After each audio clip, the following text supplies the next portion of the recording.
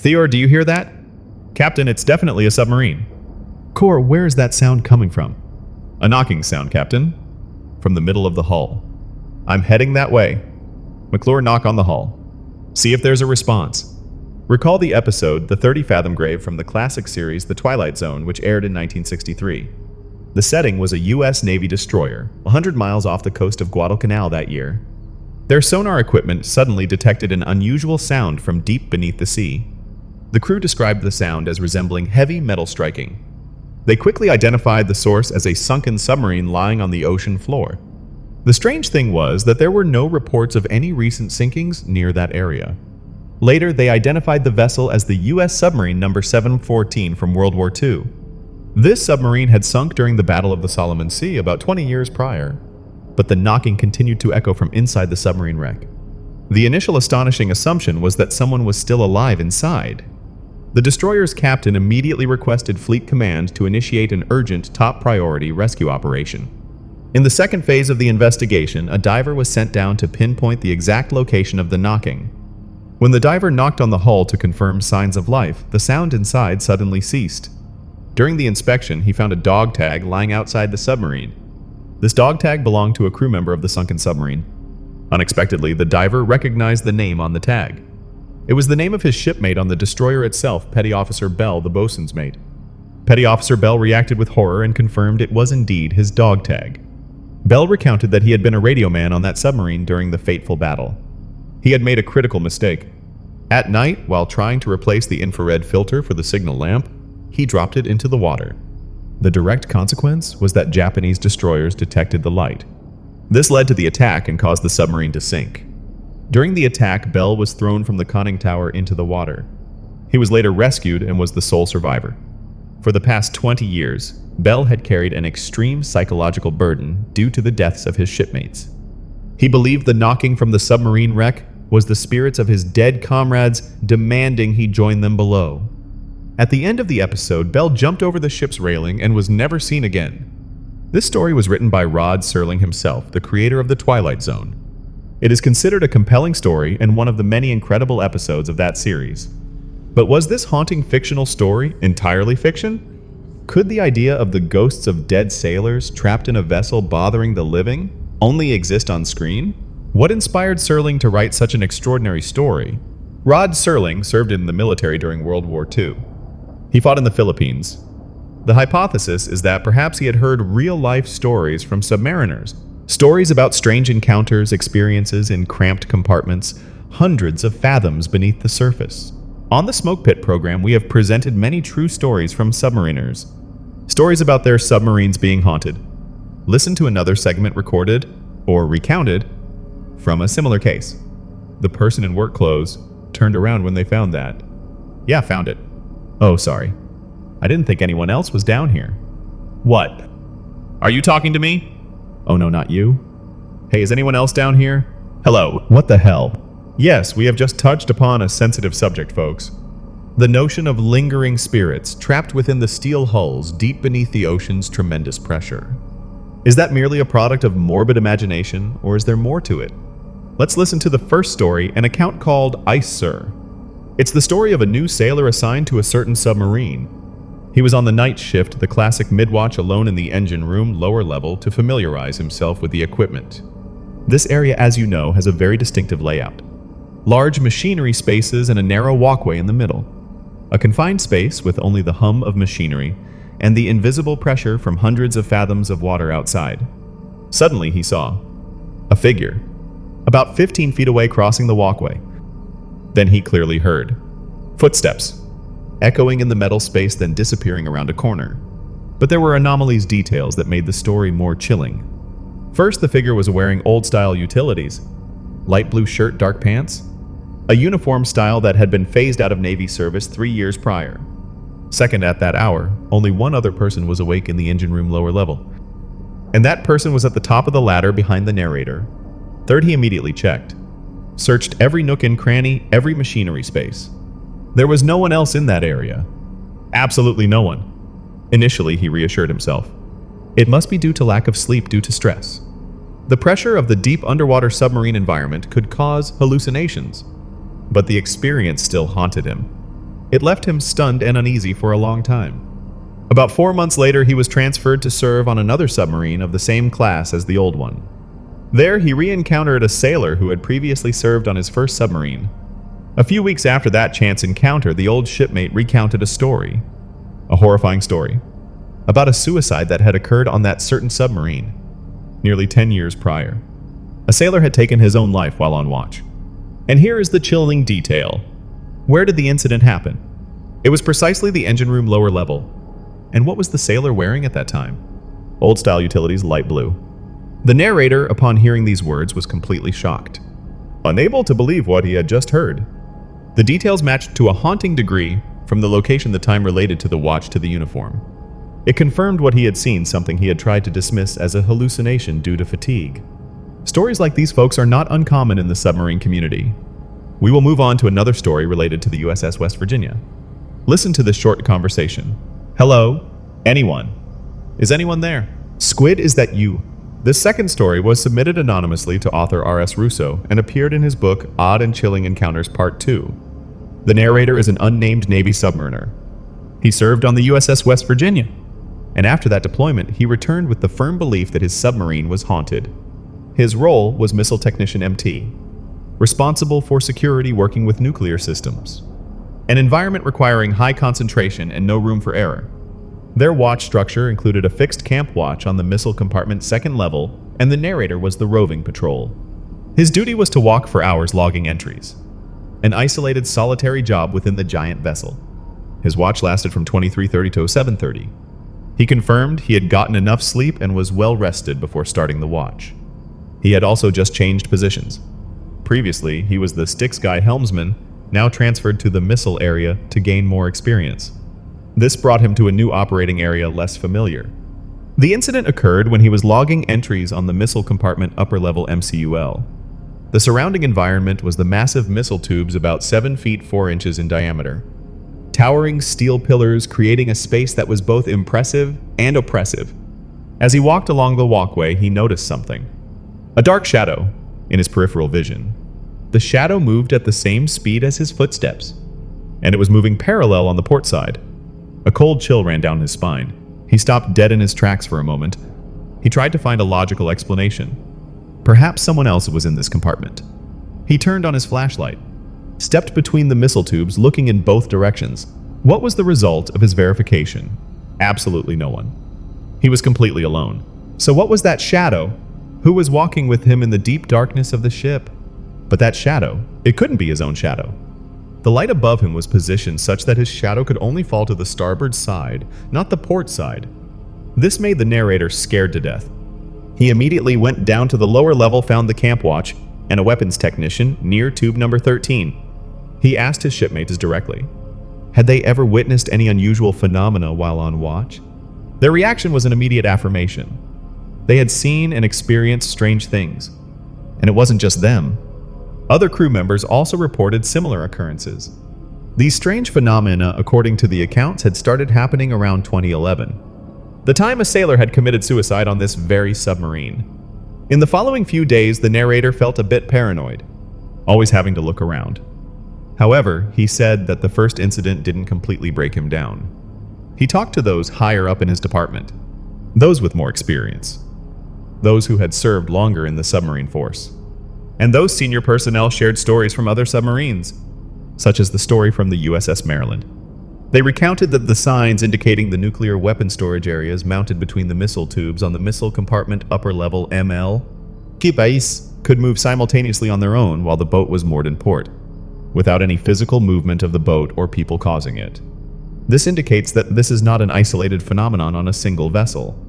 It seems to be a broader issue within the submarine force. A senior chief shared his experiences from his time serving on the USS Rhode Island in the early 2000s.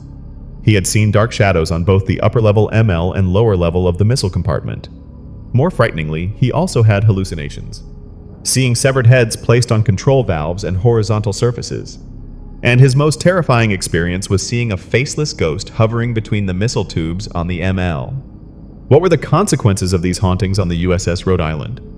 According to reports, 3 individuals on that boat had to be admitted to a psychiatric hospital, and the rest of the missile department, They just bit the bullet, accepting to live with the haunted phenomena. Returning to our narrator on the USS West Virginia, he had a second personal experience. This time he was at the forward end of the ML, on the center line of the ship. This position allowed him to look down the length of all 24 missile tubes. An impressive sight, but also full of potential for fear. During this second event, he again felt cold chills running down his spine, and the feeling of being watched.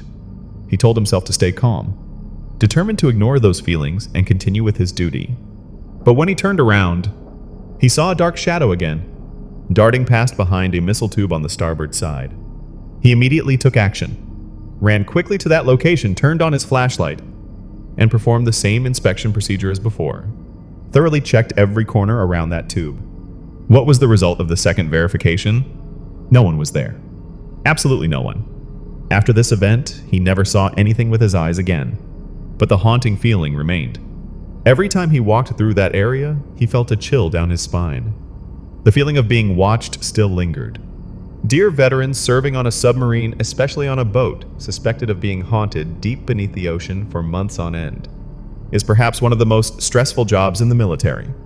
We all know that work pressure and life's burdens manifest themselves in many different forms, and each person deals with it in their own way. I want to take a moment to thank BetterHelp for sponsoring this episode. From my experience in the Marine Corps, I've seen that soldiers often try to endure both physical and mental injuries. There's a common notion in military culture that seeking help is a sign of weakness. This is a notion that needs to change. I personally have realized that the most debilitating issues in my life were blind spots. Things that I couldn't see myself. Many of our problems, I believe, stem from these unseen areas, like backing your car into the driveway and hitting a fire hydrant you didn't see. How can you recognize the blind spots in your own thoughts? It requires a conversation with another person. Someone with an outside perspective capable of pointing out those blind spots to you. All of our thoughts ultimately boil down to an internal dialogue with ourselves. I'm a failure, I can't do this, I'm useless, I'm a bad father. These internal dialogues significantly shape our reality. The challenge for the narrator and for so many of us is that the current internal dialogues are self-defeating. Therapy helped me recognize these dialogues which were previously completely unconscious. What is the mechanism of change? It's bringing those dialogues out into the light out here in the real world to process them. The result of therapy is that I have regained the power to consciously choose which internal dialogues I will engage in. And this change, I must emphasize, required professional help. Before therapy, I had been a professional self-critic for a long time. That negative habit changed almost immediately once it was identified. I realized it was a blind spot, something I can now recognize and avoid. So I encourage anyone who feels dissatisfied with their current situation or is facing seemingly insurmountable challenges, consider talking to a therapist. BetterHelp makes accessing therapy incredibly convenient. You can connect via phone or computer through calls, video chats, or messages. This is the easiest way to start the therapy journey. BetterHelp will connect you with a therapist to receive support right at home. You can visit betterhelp.com Wartime Stories or use the code Wartime Stories for a special discount on your first month. And now we will return to the haunted submarine stories. Right through the bulkhead. Listen to this conversation, which took place in a seemingly ordinary moment, talking about favorite activities ashore on the island. One person mentioned a forbidden activity. Stairway to Heaven. Yes, it's a hiking trail. A rickety wooden ladder built on the side of a mountain. It's located on the side of Marine Corps Base Kaneohe. You can see it from the H3 freeway as you come down. Have you ever been to that side of the island? Yes. Climb that rickety wooden ladder. Hold on, Senior Chief. Senior Chief, are you okay? Senior Chief, what's wrong? Ghost in the Shaft Alley. What? Ghost in the Shaft Alley. This is a story from a submariner screen named Driftwolf. He confirms he is a submariner. He describes wandering alone in the engine room from 23:30 to 05:30 during the night watch as creepy. When the boat is moored in port, it's often mostly shut down, creating an extremely quiet environment. The roving watchstanders on the lower levels often turn the hourly log entries into a game to go as fast as possible, partly because of the quiet, partly because of the potential for a creepy atmosphere. This incident occurred while the boat was moored in Pearl Harbor. Sometime before that, several crew members had started reporting a strong sense of unease. On that particular night, the narrator was on the night watch as the evening SCO, likely senior engineering officer. A seasoned old SALT senior chief returned to the boat to perform the mandatory O3 inspection. The narrator saw him walk past the maneuvering area heading towards the shaft alley. He anticipated that the senior chief, with his contemplative nature, would spend time sitting alone on the lower levels of the engine room. But the unexpected happened.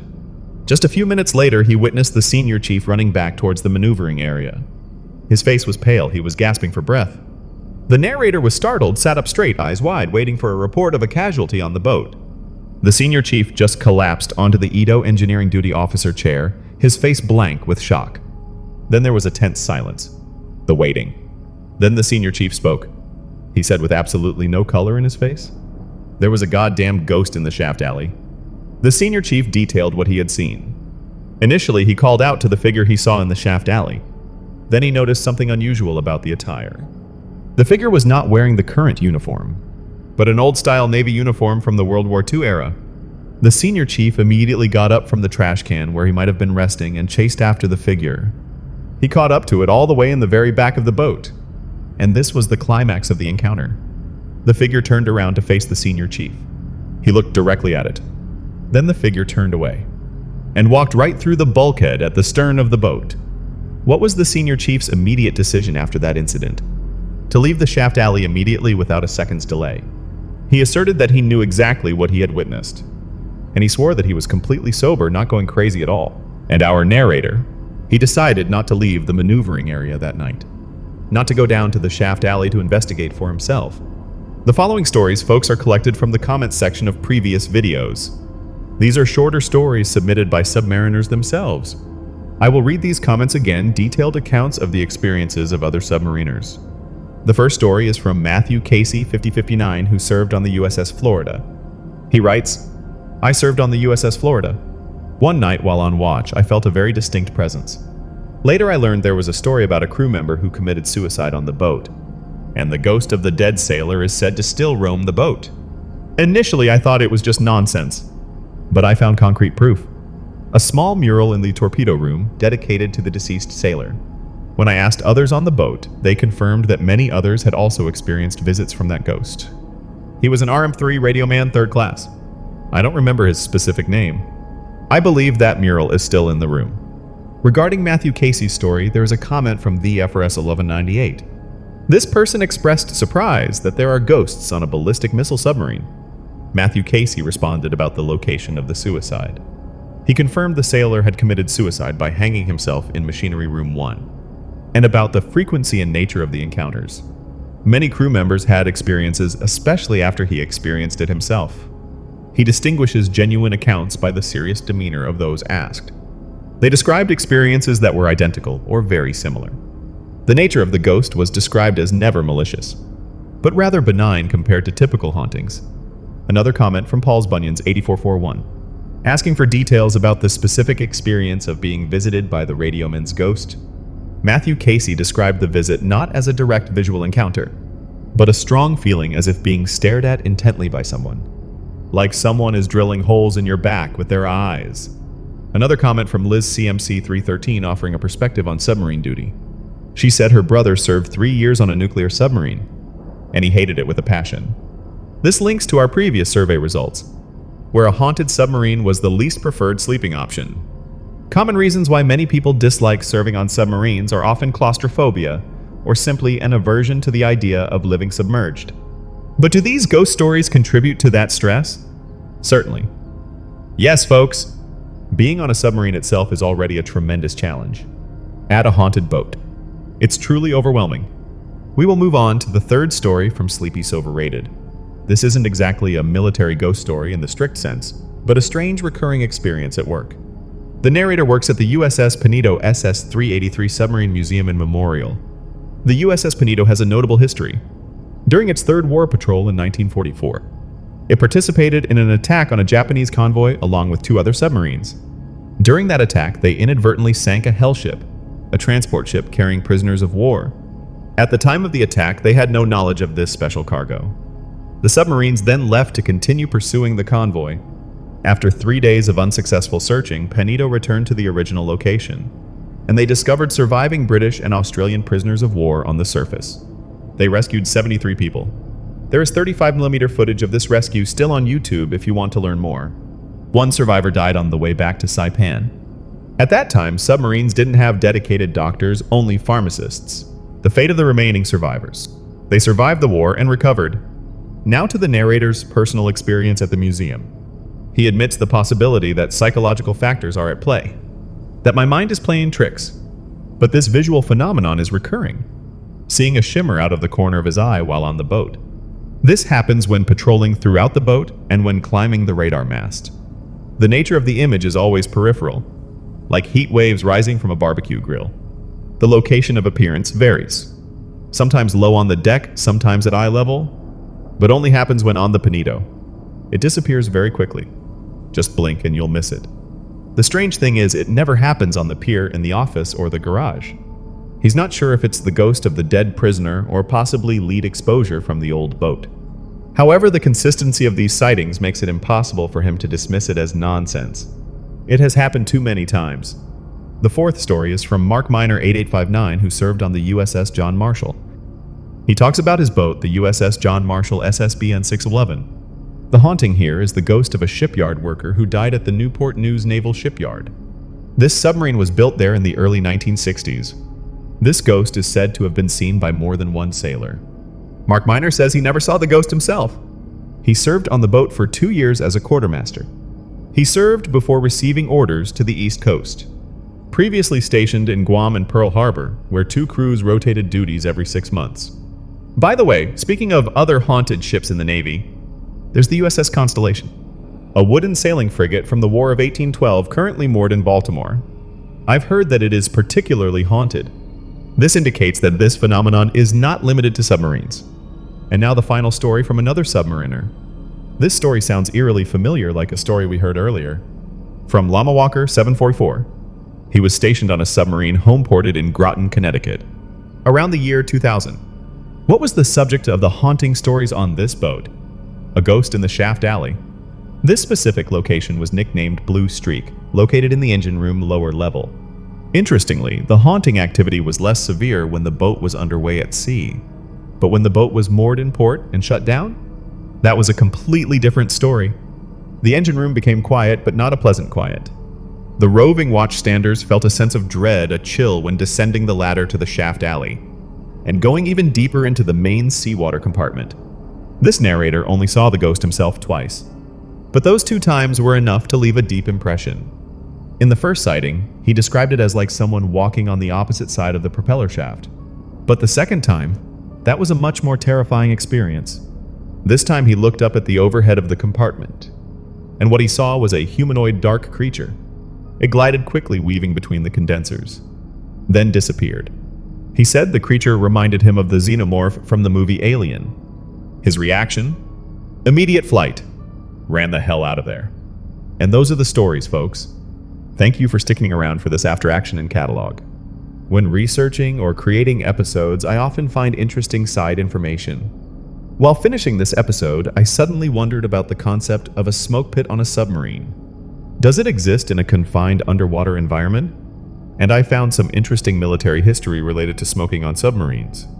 Around the 1970s, smoking was allowed almost everywhere on a submarine. By the 1980s and 1990s, concerns about secondhand smoke began to emerge as an issue. By 2000, there were only 2 designated smoking areas on U.S. submarines. Each area was only about 6 feet by 6 feet. Their location in 2000 was one in the engine room, one in the forward part of the boat. What was the reason for the restriction and eventually the complete ban? First, concerns about potential damage to the boat's equipment due to residue buildup despite the oxygen generation and air filtration systems. Second, the risk to non-smokers. The smoking ban on submarines officially took effect in 2010. As you can see, that wasn't very long ago. This ban caused a lot of controversy due to the emotional factor. It took 20 years starting around 1993 to reach the decision to ban it. Factors considered included the morale and ethics of submariners and other sailors. What was the crew's reaction to the ban? Some switched to smokeless tobacco and utilized military cessation programs, nicotine gum patches. Many saw this as an opportunity to quit smoking entirely. The motivation to quit? They said they had always wanted to quit and needed a strong push. I read a case study from the National Library of Medicine about the ban and tobacco cessation on military vessels. One reason cited against the smoking ban was smoke pits were an important mechanism for disseminating information. This reason was published in media articles discussing the ban. However, the article noted that since the majority of officers and senior enlisted personnel did not smoke, it was unclear how smoke pits were so crucial as to determine the transmission of essential mission information. I'm not sure if submariners today still use the smoke pit in the traditional sense, but I'm guessing that ghost stories like these are exactly the kind of stories likely shared in such spaces. Once again, a sincere thank you to all the viewers who submitted stories about their boats to share. These are real accounts from people who have lived and worked inside these steel monsters. Stories that make us ponder what truly exists in the deep darkness of the ocean, and within the human mind as well. A confined space deep beneath the ocean. It's a special location particularly effective for experiencing a haunting. It amplifies every sense, every fear. Now we will move on to another topic. A new event. The discovery by Indian Army soldiers of giant footprints in the snow. This happened in late April 2019, as they were trekking through the Himalayas near the India-Nepal border. The soldiers in the mountaineering expedition were utterly astonished by this discovery.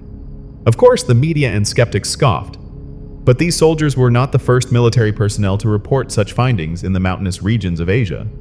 Local people and hikers have reported similar tracks for centuries. Many have taken photos as evidence, and some others even claim to have seen the creatures with their own eyes.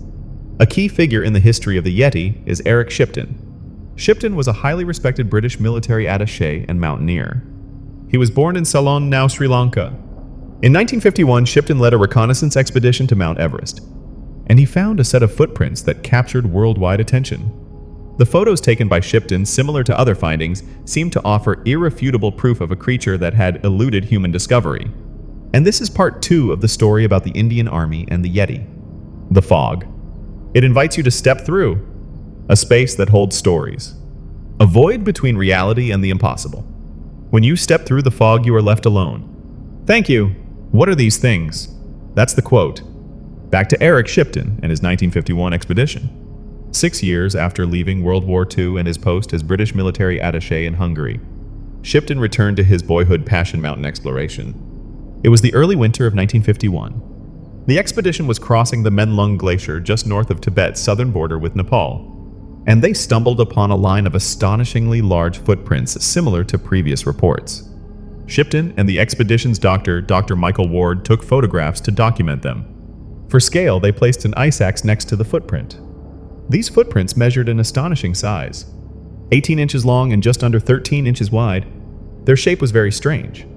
There were 3, possibly 4 broad toes and a huge, almost round thumb. Shipton deduced the gait. He was certain that these footprints were made by a bipedal creature. Not a 4-legged wolf or bear? Eric Shipton was considered a figure of respected authority by his colleagues. A calm, scientifically minded man and an ardent researcher. This added to the credibility of his observations. Shipton attempted a rational explanation. He reasoned that the only animal with somewhat similar feet was the orangutan. However, there were major differences. Orangutans have much longer great toes and do not live in Tibet. The Sherpa named Tenzing, who accompanied the expedition, confirmed to Shipton. These were the footprints of the Yeti. According to Tenzing, the Yeti was apparently capable of leaping across icy crevasses and using its toes to grip the other side. Tenzing also recounted that he had seen a Yeti with his own eyes 2 years prior, at a distance of only 25 yards. Tenzing described that Yeti as a half-man, half-beast creature. Its entire body was covered in reddish-brown hair except for the face. Based on their interaction, Tenzing believed the animal he saw was likely afraid of humans. Were those giant footprints the accounts of the Sherpas and the military reports evidence for the existence of a mysterious creature? Or just confusion, hallucination, or exaggerated folklore? We will continue to delve into this topic in future episodes. When Shipton returned to England, his photographs began to circulate widely. Many viewed them as proof that the legendary Yeti actually inhabited the Himalayas. However, the Natural History Department of the British Museum quickly dismissed this evidence. The British Museum authorities adamantly claimed the footprints were from a Himalayan langur, but there were clear rebuttals to the langur explanation. First, langurs are primarily quadrupedal. Second, the feet of langurs are significantly different in shape. Langurs have 5 very long toes. In contrast, Shipton's photo shows 4 or 5 round toes.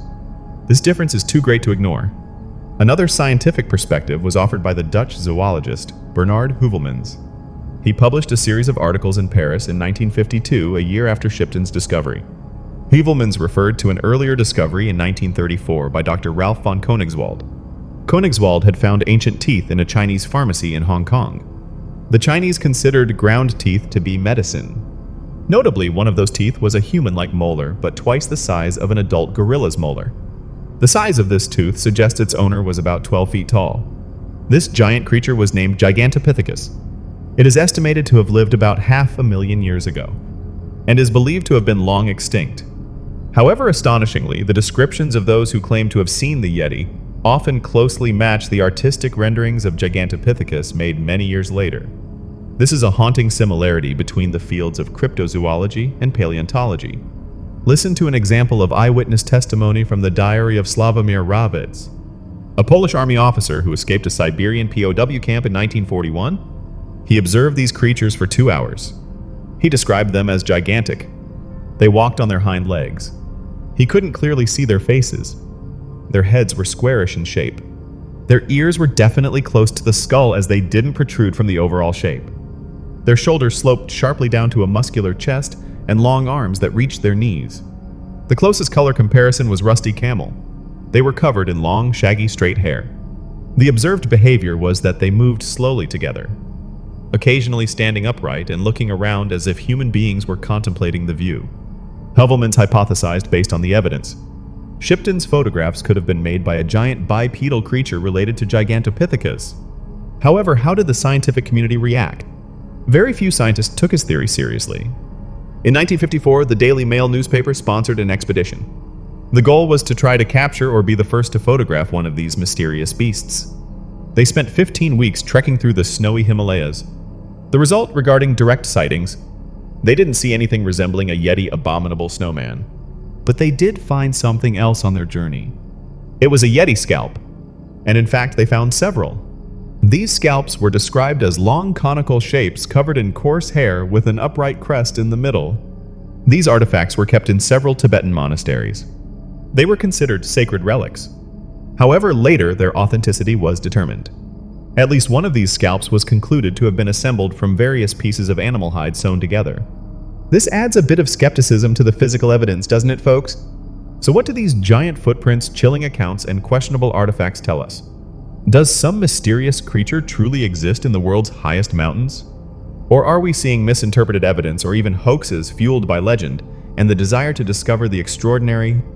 The question remains open. The next figure to investigate the matter was Sir Edmund Hillary, the famous New Zealand mountaineer. Earlier in 1951, Hillary had also had a potential finding. He found clumps of coarse black hair at an altitude of 19,000 feet, considered possible signs of the Yeti. The reaction of the accompanying Sherpas was superstitious and fearful. They quickly took the clumps of hair and threw them down a cliff. Hillary at the time saw no reason to retrieve them, and returned without any specimens. Now with the possibility of analyzing a Yeti scalp, Hillary assured the monastery that the artifact would not be damaged. He sent the scalp to Bernard Heuvelmans in France for analysis. The analysis results showed that this scalp was also a fake, although perhaps not intentionally deceptive. It was made from the skin of a serow, a type of goat that lives in the same snowy region. The skin was stretched and shaped with steam to achieve the conical form. The original purpose may have been a type of headdress for religious ceremonies. Its shape resembled what might suggest an elongated Yeti skull. It was determined that this shaping had occurred many years prior. Over time, the monastery's understanding of the artifact's origin and purpose was lost. Due to its age and value, it was gradually believed to be something rare like a Yeti scalp. For skeptics, these scalps became another example of misidentification, used to reinforce the idea that the Yeti is just a legend. But was that conclusion too hasty? Throughout the latter half of the 1950s, numerous strange and inexplicable footprints continued to be recorded by British, European, Russian, and American explorers. However, the creatures that made those footprints were rarely seen. In 1957, 3 years after the Daily Mail's trip, an American expedition made a new discovery. They found footprints, Yeti scalps, and another unexplained artifact in a monastery in Nepal. That artifact was the Pangboche hand, an object that has been examined repeatedly. For a long time, it was suspected that it did not come from a human nor from any known animal. It was named the Pangboche hand, a specific tangible artifact that became central to the Yeti mystery. The 1950s were an interesting time for those seeking evidence of the Yeti. A key figure was Shoal Stiles. He was a British sailor author and expedition leader. Stiles led expeditions in both the Arctic and the Himalayas. And Stiles also saw footprints that his Sherpas identified as Yeti footprints. Stiles concluded, "I am reasonably certain that the Sherpas are telling the truth." He was also certain that a strange bipedal beast existed in the high snows still uncaught or unidentified. Another important figure was the French cleric Abbé Pure Bourdet. During his 1955 expedition, Bourdet tracked 3 separate sets of footprints. In the same year, Major Lester Davies, a Royal Air Force pilot who fought in Malaya, later a mountaineer and commander of the mountain rescue team. Davies photographed more giant, unidentifiable footprints. He was called to investigate these footprints early one morning. Each footprint was 12 inches long and 8 inches wide. The Sherpas once again confirmed, certain that those footprints were from the Yeti. This evidence, though fragmented and sometimes contradictory, continues to defy conventional explanations and keeps the legend of the abominable snowman alive in our minds. Major Lester Davies took hundreds of photos of those footprints. He sent them to the British Museum. What was the British Museum's analysis result? Like other cases, these tracks remained a mystery. Davies continued to follow the tracks. The footprints led from the snow across a stream to the snow on the opposite bank. What did Davies do? He stood in the icy stream up to his armpits. Davies was nearly 6 feet tall. Based on the depth of the stream, he deduced that whatever made those footprints was tall enough to cross the deep water and easily step onto the far bank on 2 feet. Davies estimated the size of the creature. He calculated it weighed over 840 pounds and was at least 8 feet tall. This is a detailed quantitative estimate based on physical evidence and the observer's own measurements. Next were the expeditions of Thomas Slick Jr., a Texas oil tycoon and adventurer. He was fascinated by the countless stories and reports of the Yeti. His first expedition was in 1957. He funded and led a famous Yeti reconnaissance. During that trip, he interviewed witnesses, found footprints and hair believed to be from the Yeti. The result of the first trip: no direct contact with the creature. Slick himself was injured on this trip. He hired 2 brothers, Peter and Brian Byrne, to continue the search. Peter Byrne had a discovery in late 1957. A set of artifacts believed to be from the Yeti. Again, a scalp and a bony hand. These artifacts were kept at the Pangboche Monastery in Nepal. The incident involving the acquisition of the Pangboche hand bone is fraught with conflicting accounts. Initial testimony suggested that Peter Byrne took a thumb and a knuckle bone without the monk's consent. Later testimony from Byrne himself stated that he had bargained to buy the bone, paying a significant sum to the monastery for its upkeep. However, regardless of how they were obtained, these artifacts, including the skin fragment, were smuggled out of Nepal into India. The next challenge was getting them past British customs and back to the UK. American actor Jimmy Stewart and his wife Gloria, who knew about the expedition, met Byrne in Calcutta. Stewart agreed to help smuggle the bone. The method of smuggling: hiding the bone in Gloria Stewart's lingerie. A colorful and memorable detail for the story, wouldn't you agree, folks? However, the authentication of Slick's evidence also faced problems. Like the Yeti scalps, authenticating the Pangboche hand and other evidence was difficult. They were not from goats or bears. Test results in England in the 1950s and decades later on American television all yielded no clear answer regarding the origin of these artifacts. That American television show was Unexplained Mysteries. More recent testing of the Pangboche hand, from a 2011 BBC documentary. A finger bone from that hand was tested at the Edinburgh Zoo in Scotland. The result of the identification: the bone was human. There is speculation that the monks may have used human bones to assemble a complete Yeti hand. However, the fate of this hand is unfortunate. It was stolen from the monastery shortly after the Unsolved Mysteries documentary aired in 1991. The consequence: no further testing could be conducted on the remaining bone fragments. The loss and the previous identification as human bone have made the Pangboche hand another reason for skeptics to doubt the existence of the Yeti. What was the final outcome of Thomas Slick's expeditions? Slick continued to fund 2 more Yeti searches after his injury, although he did not participate directly. The results of the 1957 expedition alone included 3 sets of human-like footprints recorded, fecal samples collected, several hairs collected, and bone and skin samples believed to be from the Yeti were retrieved. This evidence, while not absolutely conclusive, continues to fuel the mystery of the abominable snowman. Is it all just misidentification and fraud? Or is there a more chilling truth hiding among the perpetually snow-capped peaks? That question remains hanging in the cold air of the Himalayas. During Thomas Slick's trips, he brought 3 female blue-tick hounds known for their tracking ability. On the return trip the following year, there was an unsubstantiated claim from 2 Sherpas of a close encounter with a shy Yeti. The result of the third trip in 1959, no further hard evidence was obtained compared to the previous 2 trips. Slick decided to stop funding personal searches for the beast after the third unsuccessful trip. However, in the years that followed, other explorers who were not actively searching for the Yeti had more success by chance. What a Yeti! Listen to the story of Don Willens in 1970. In June 1970, he was climbing Mount Annapurna in northern Nepal. Initially, he saw 2 flocks of crows suddenly scatter. The accompanying Sherpas explained calmly. Perhaps a Yeti had scared them away. Willens immediately did not pursue because it was getting dark. The next morning, he discovered a set of deep footprints. The size of the footprints was about the same as his own feet. The footprints went down to an altitude of about 13,000 feet and disappeared on a ridge at an altitude of about 15,000 feet. He dismissed the idea that they were bear tracks. The following night, he had a second sighting. Looking out under the moonlight, he saw a dark figure moving. The description of the figure was an ape-like creature moving uphill on all 4s. The impression of its behavior was that it was clearly hunting. A strange thing was that the feeling of unease Willens had experienced suddenly vanished when the creature disappeared. This added a psychological dimension to the encounter. Lord Hunt, whose full name was Henry Cecil John Hunt, another important figure, the son of a British Army officer, and an accomplished Army officer himself. He began mountaineering expeditions during his service as a British Indian Army intelligence officer in the 1930s. His earliest finding was in 1937. He stumbled upon strange large footprints in the snow. During World War II, he served as chief instructor at the British Army's Mountain and Snow Warfare School and fought in Italy. After the war, like his comrades, he returned to mountaineering. He was chosen to lead the successful British expedition to conquer Mount Everest in 1953. Then in 1978, 25 years later, he climbed the slopes of Everest again, and he photographed more Yeti footprints. While sheltering in a Sherpa hut, he heard a strange roaring sound from across the snowfield. The Sherpas told him it was the Yeti's call. This added an auditory element to the Yeti phenomenon. Dr. Alexander Kumanoff, another witness. More solid evidence began to emerge in Russia in the 1950s. Dr. Alexander Kumanoff was a former Soviet MiG-3 fighter pilot and squadron commander.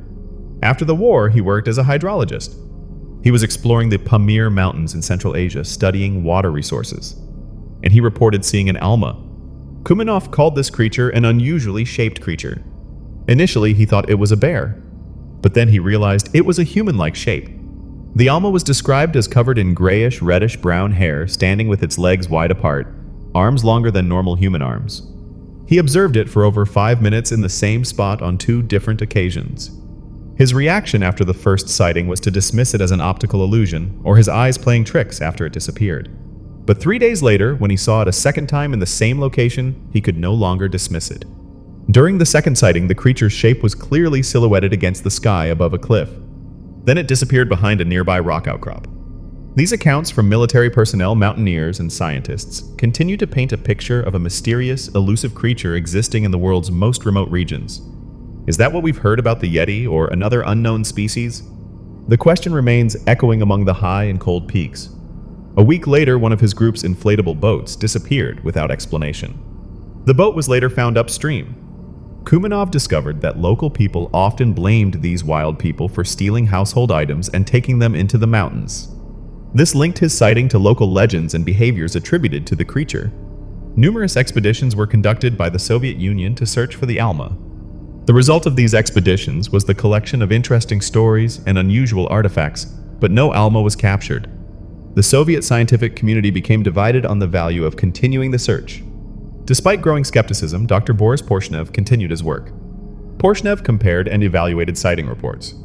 The result of his work was the creation of an impressive body of evidence. These were collected and published in Boris Chernov's 1970 book, The Yeti. Porshnev was relentlessly ridiculed by his colleagues for his work, but he remained steadfast in his speculations. Porshnev's hypothesis was that the creature was perhaps the last surviving group of Neanderthals. At least a couple of Western researchers, including Dr. Myra Shackley of Leicester University, agreed with him. The current belief is that Neanderthals are extinct. There are several leading theories about this extinction. One theory suggests that aggression and competition for resources with Homo sapiens around 40,000 years ago led to the extinction of Neanderthals. But what if they or another hominid species were not completely wiped out, but merely pushed into isolation? This is a fascinating question bridging paleontology and cryptozoology. Dr. Myra Shackley had her own perspective. She visited Mongolia in 1979 and found the area to be rich in Neanderthal artifacts. She pointed out that if Neanderthals or another bipedal species had survived, it would likely be in isolated regions. And coincidentally, these isolated regions are where the Yeti is often reported to appear. What is the hypothesized survival mechanism? What if, driven by survival instincts, they have survived by constantly avoiding contact with humans? This creature is known by many names and features in various legends. Sometimes it is described as the spirit of those who died violently. Seeing it is considered an ill omen, potentially signaling one's own impending death. Physical description in legend. Wild and hairy, twice the height of a grown man. Invulnerable shooting. It has no effect as bullets pass through it. Personality in legend. Described as fierce, cannibalistic, violent. These descriptions exist in the legends of small, scattered, isolated communities in the Himalayas and other mountainous regions of Asia. Places where superstition is common, Buddhist ceremonies are chanted, and dark, ancient, smoke-filled monasteries blur the senses. Not all legends can be true. And the Yeti story has been significantly diluted by countless blatant hoaxes. However, the existence of fake evidence does not invalidate the evidence presented by serious people, or the possibility of a larger truth yet to be discovered. This directly addresses the issue of fabricated evidence, but circles back to the credibility of certain witnesses. So what can we conclude from the available evidence? J.A. McNeely, E.W. Cronin, and H.B. Emery firmly stated their confirmed belief in the Yeti. This assertion was made in a 1973 article in the zoological journal Oryx. This evidence, though incomplete, continues to challenge our current understanding of the natural world, and keeps the door to the unknown, the terrifying, always ajar. In the 1973 Zoological Journal Oryx article, J.A. McNeely, E.W. Cronin, and H.B. Emery firmly stated their confirmed belief in the Yeti. What was the basis for this belief? Over 50 consistent descriptions from eyewitnesses or photographs of footprints. Descriptions of the animal from mountain people also tended to be consistent. Based on the composite accounts, they provided a description of the Yeti: height equivalent to or taller than a man, possibly varying heights, depending on whether it's a juvenile or adult. Coarse hair covering the body, reddish brown or grayish brown. Face hairless. Limbs, feet, long arms, and large feet. A question often asked is, what does such a large creature eat and live on in those high mountain regions? The authors suggest an alternative habitat. The creature may spend most of its time in dense forests at lower altitudes below the snow line. The footprints found in the snow are when it crosses mountain passes between the forests. What is the theory favored by the authors regarding its origin? Descended from the giant ape Gigantopithecus, known only from fossils. The idea of the anomalous survival of a species is not without precedent. A prime example is the coelacanth. This fish was long believed by researchers to have gone extinct 50 million years ago. But since 1938, several living specimens have been caught. The question is, why couldn't the same be true for a creature like the Yeti? This is a known scientific example to support the possibility of the Yeti's existence.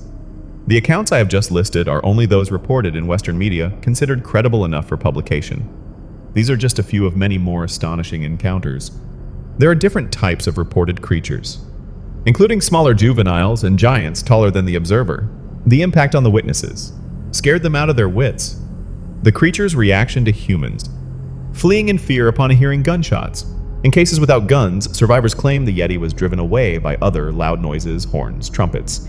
There is a historical account from the time of Alexander the Great, 4th century BC, in the Kashmir regions of the Himalayas. He had heard of these creatures during his conquests, and he demanded that the local people find him one. This is a very early historical reference to this creature. However, in recent decades, the number of active explorers has decreased. Since the dissolution of the Soviet Union in 1991. The reason for the decline political is that many reported areas have been politically unstable. The reason for the decline economic institutional. is that economic conditions in Russia inheriting Soviet institutions' views were not conducive to continued research. The consequence is that public interest has waned. Less effort has been made to search for the Yeti in recent years. Perhaps the Indian Army's discovery in 2019 aims to change this. The world with its smug wisdom and narrow vision may scoff at that discovery. But ask yourself, how many times have military personnel, men and women, experienced strange things in unfamiliar, isolated places, only to face ridicule when they recount them? Were these men truly foolish for believing in a legend supported by centuries of encounter reports and other evidence? Or is our own denial what is questionable? We are often quick to dismiss what falls outside our current understanding, especially when it comes from unofficial sources like stories whispered in the dark of night on a deep submarine or the accounts of soldiers on distant high peaks. But sometimes the most terrifying truth hides right before our eyes, waiting to be acknowledged. For those who believe in the authenticity of these stories, the question is, how have these creatures remained undocumented by mainstream science? After so many years of encounter reports and the advancement of technology, how to answer this question? Through reasoning and logical deduction. Logical deduction for the lack of scientific documentation. First factor, humility about the size of the Earth and human reach. Acknowledging that the Earth is still very vast despite advancements. Many areas in harsh climates remain beyond human reach or scientific exploration. Second factor, financial issues. Recalling the point made by disgruntled Soviet scientists. Someone has to fund the research. Third factor, elusiveness as a survival strategy. Example of wolves, extremely intelligent, formidable predators. Wolf behavior. Retreating into elusiveness when fearing the consequences of prolonged contact with humans. Becoming almost unnoticed. Applying this to the Yeti. What can be said about a human-like bipedal creature? The idea of the anomalous survival of a species is not unprecedented. A classic example is the coelacanth. This fish was long believed by researchers to have gone extinct 50 million years ago. But since 1938, several living specimens have been caught. The question is, why couldn't the same be true for a creature like the Yeti? This is a known scientific example to support the possibility of the Yeti's existence. The accounts I have just listed are only those reported in Western media considered credible enough for publication. These are just a few of many more astonishing encounters. There are different types of reported creatures, including smaller juveniles and giants taller than the observer. The impact on the witnesses scared them out of their wits. The creature's reaction to humans? Fleeing in fear upon hearing gunshots. In cases without guns, survivors claim the Yeti was driven away by other loud noises, horns, trumpets. There is a historical account from the time of Alexander the Great, 4th century BC. In the Kashmir region of the Himalayas, he had heard of these creatures during his conquests, and he demanded that the local people find him one. This is a very early historical reference to this creature. However, in recent decades, the number of active explorers has decreased. Since the dissolution of the Soviet Union in 1991. The reason for the decline political is that many reported areas have been politically unstable. The reason for the decline economic. Institutional is that economic conditions in Russia inheriting Soviet institutions' views were not conducive to continued research. The consequence is that public interest has waned. Less effort has been made to search for the Yeti in recent years. Perhaps the Indian Army's discovery in 2019 aims to change this. The world with its smug wisdom and narrow vision may scoff at that discovery. But ask yourself, how many times have military personnel, men and women, experienced strange things in unfamiliar, isolated places, only to face ridicule when they recount them? Were these men truly foolish for believing in a legend supported by centuries of encounter reports and other evidence? Or is our own denial what is questionable?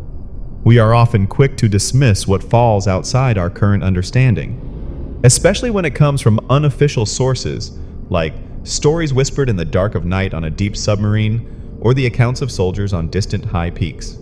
But sometimes the most terrifying truth hides right before our eyes, waiting to be acknowledged. For those who believe in the authenticity of these stories, the question is, how have these creatures remained undocumented by mainstream science? After so many years of encounter reports and the advancement of technology, how to answer this question? Through reasoning and logical deduction. Logical deduction for the lack of scientific documentation. First factor, humility about the size of the Earth and human reach. Acknowledging that the Earth is still very vast despite advancements. Many areas in harsh climates remain beyond human reach or scientific exploration. Second factor, financial issues. Recalling the point made by disgruntled Soviet scientists. Someone has to fund the research. Third factor, elusiveness as a survival strategy. Example of wolves, extremely intelligent, formidable predators. Wolf behavior, retreating into elusiveness when fearing the consequences of prolonged contact with humans, becoming almost unnoticed. Applying this to the Yeti, what can be said about a human-like bipedal creature? Assumed characteristics of the Yeti likely higher intelligence than wolves' capacity for reasoning and planning. Survival capability.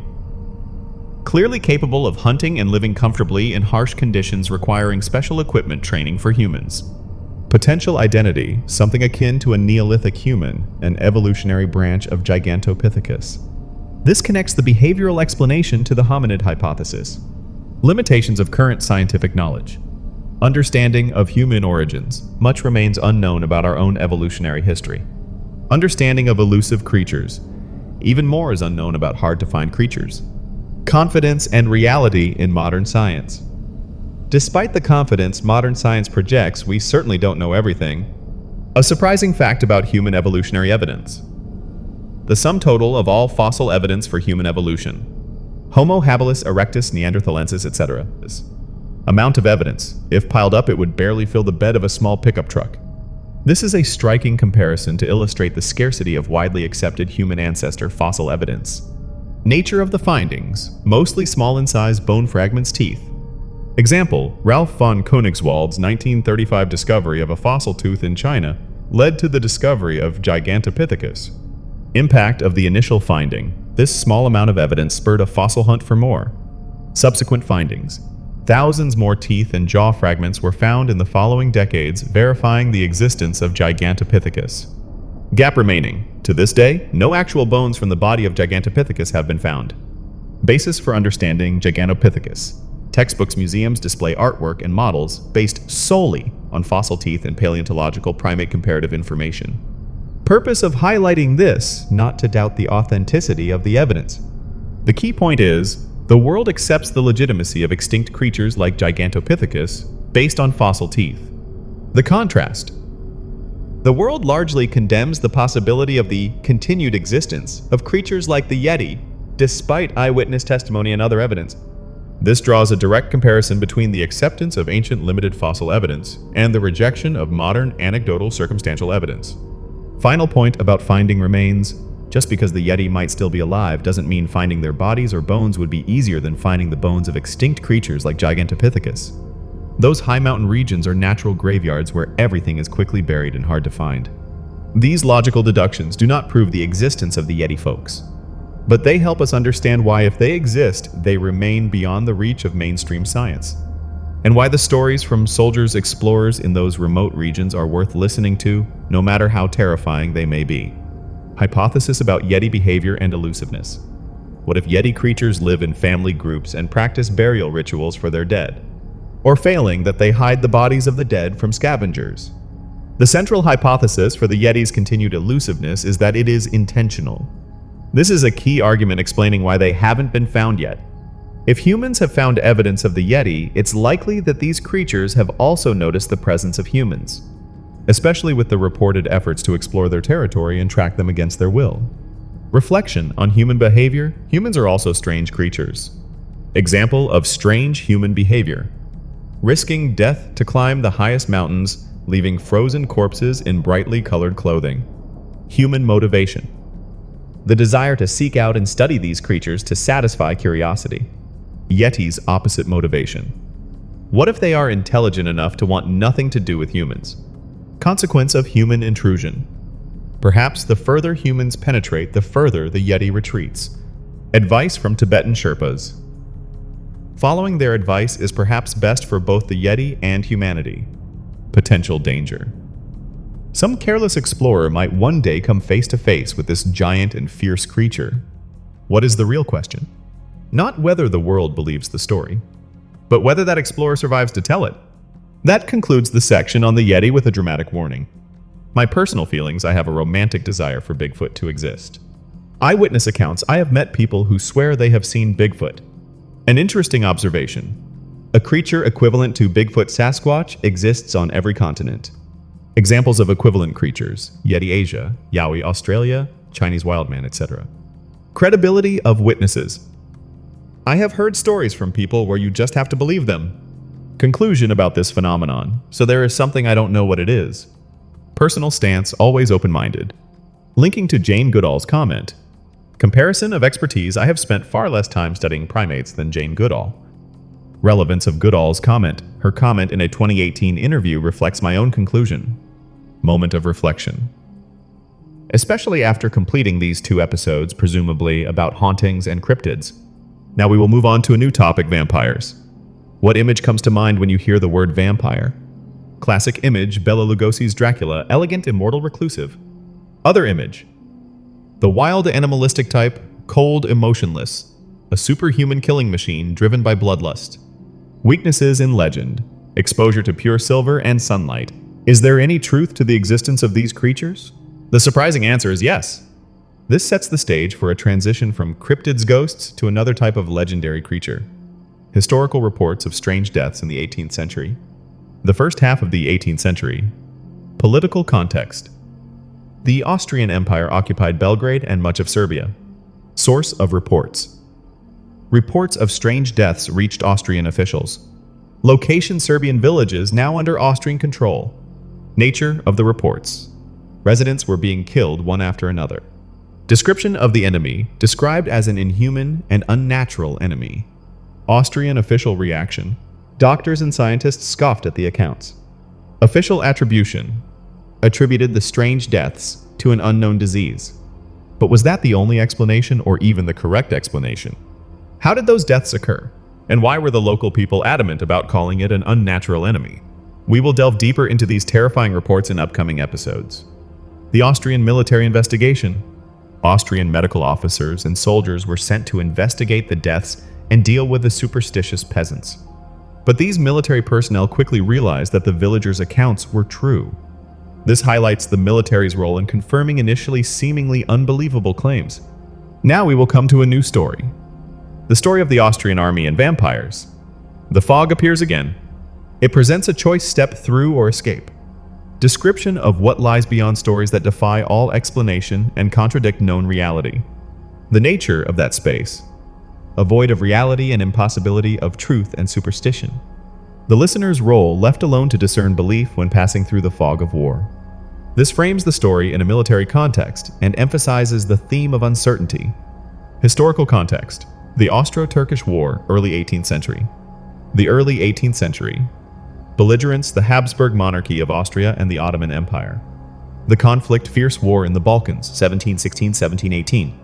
Casualties: an estimated 80,000 dead.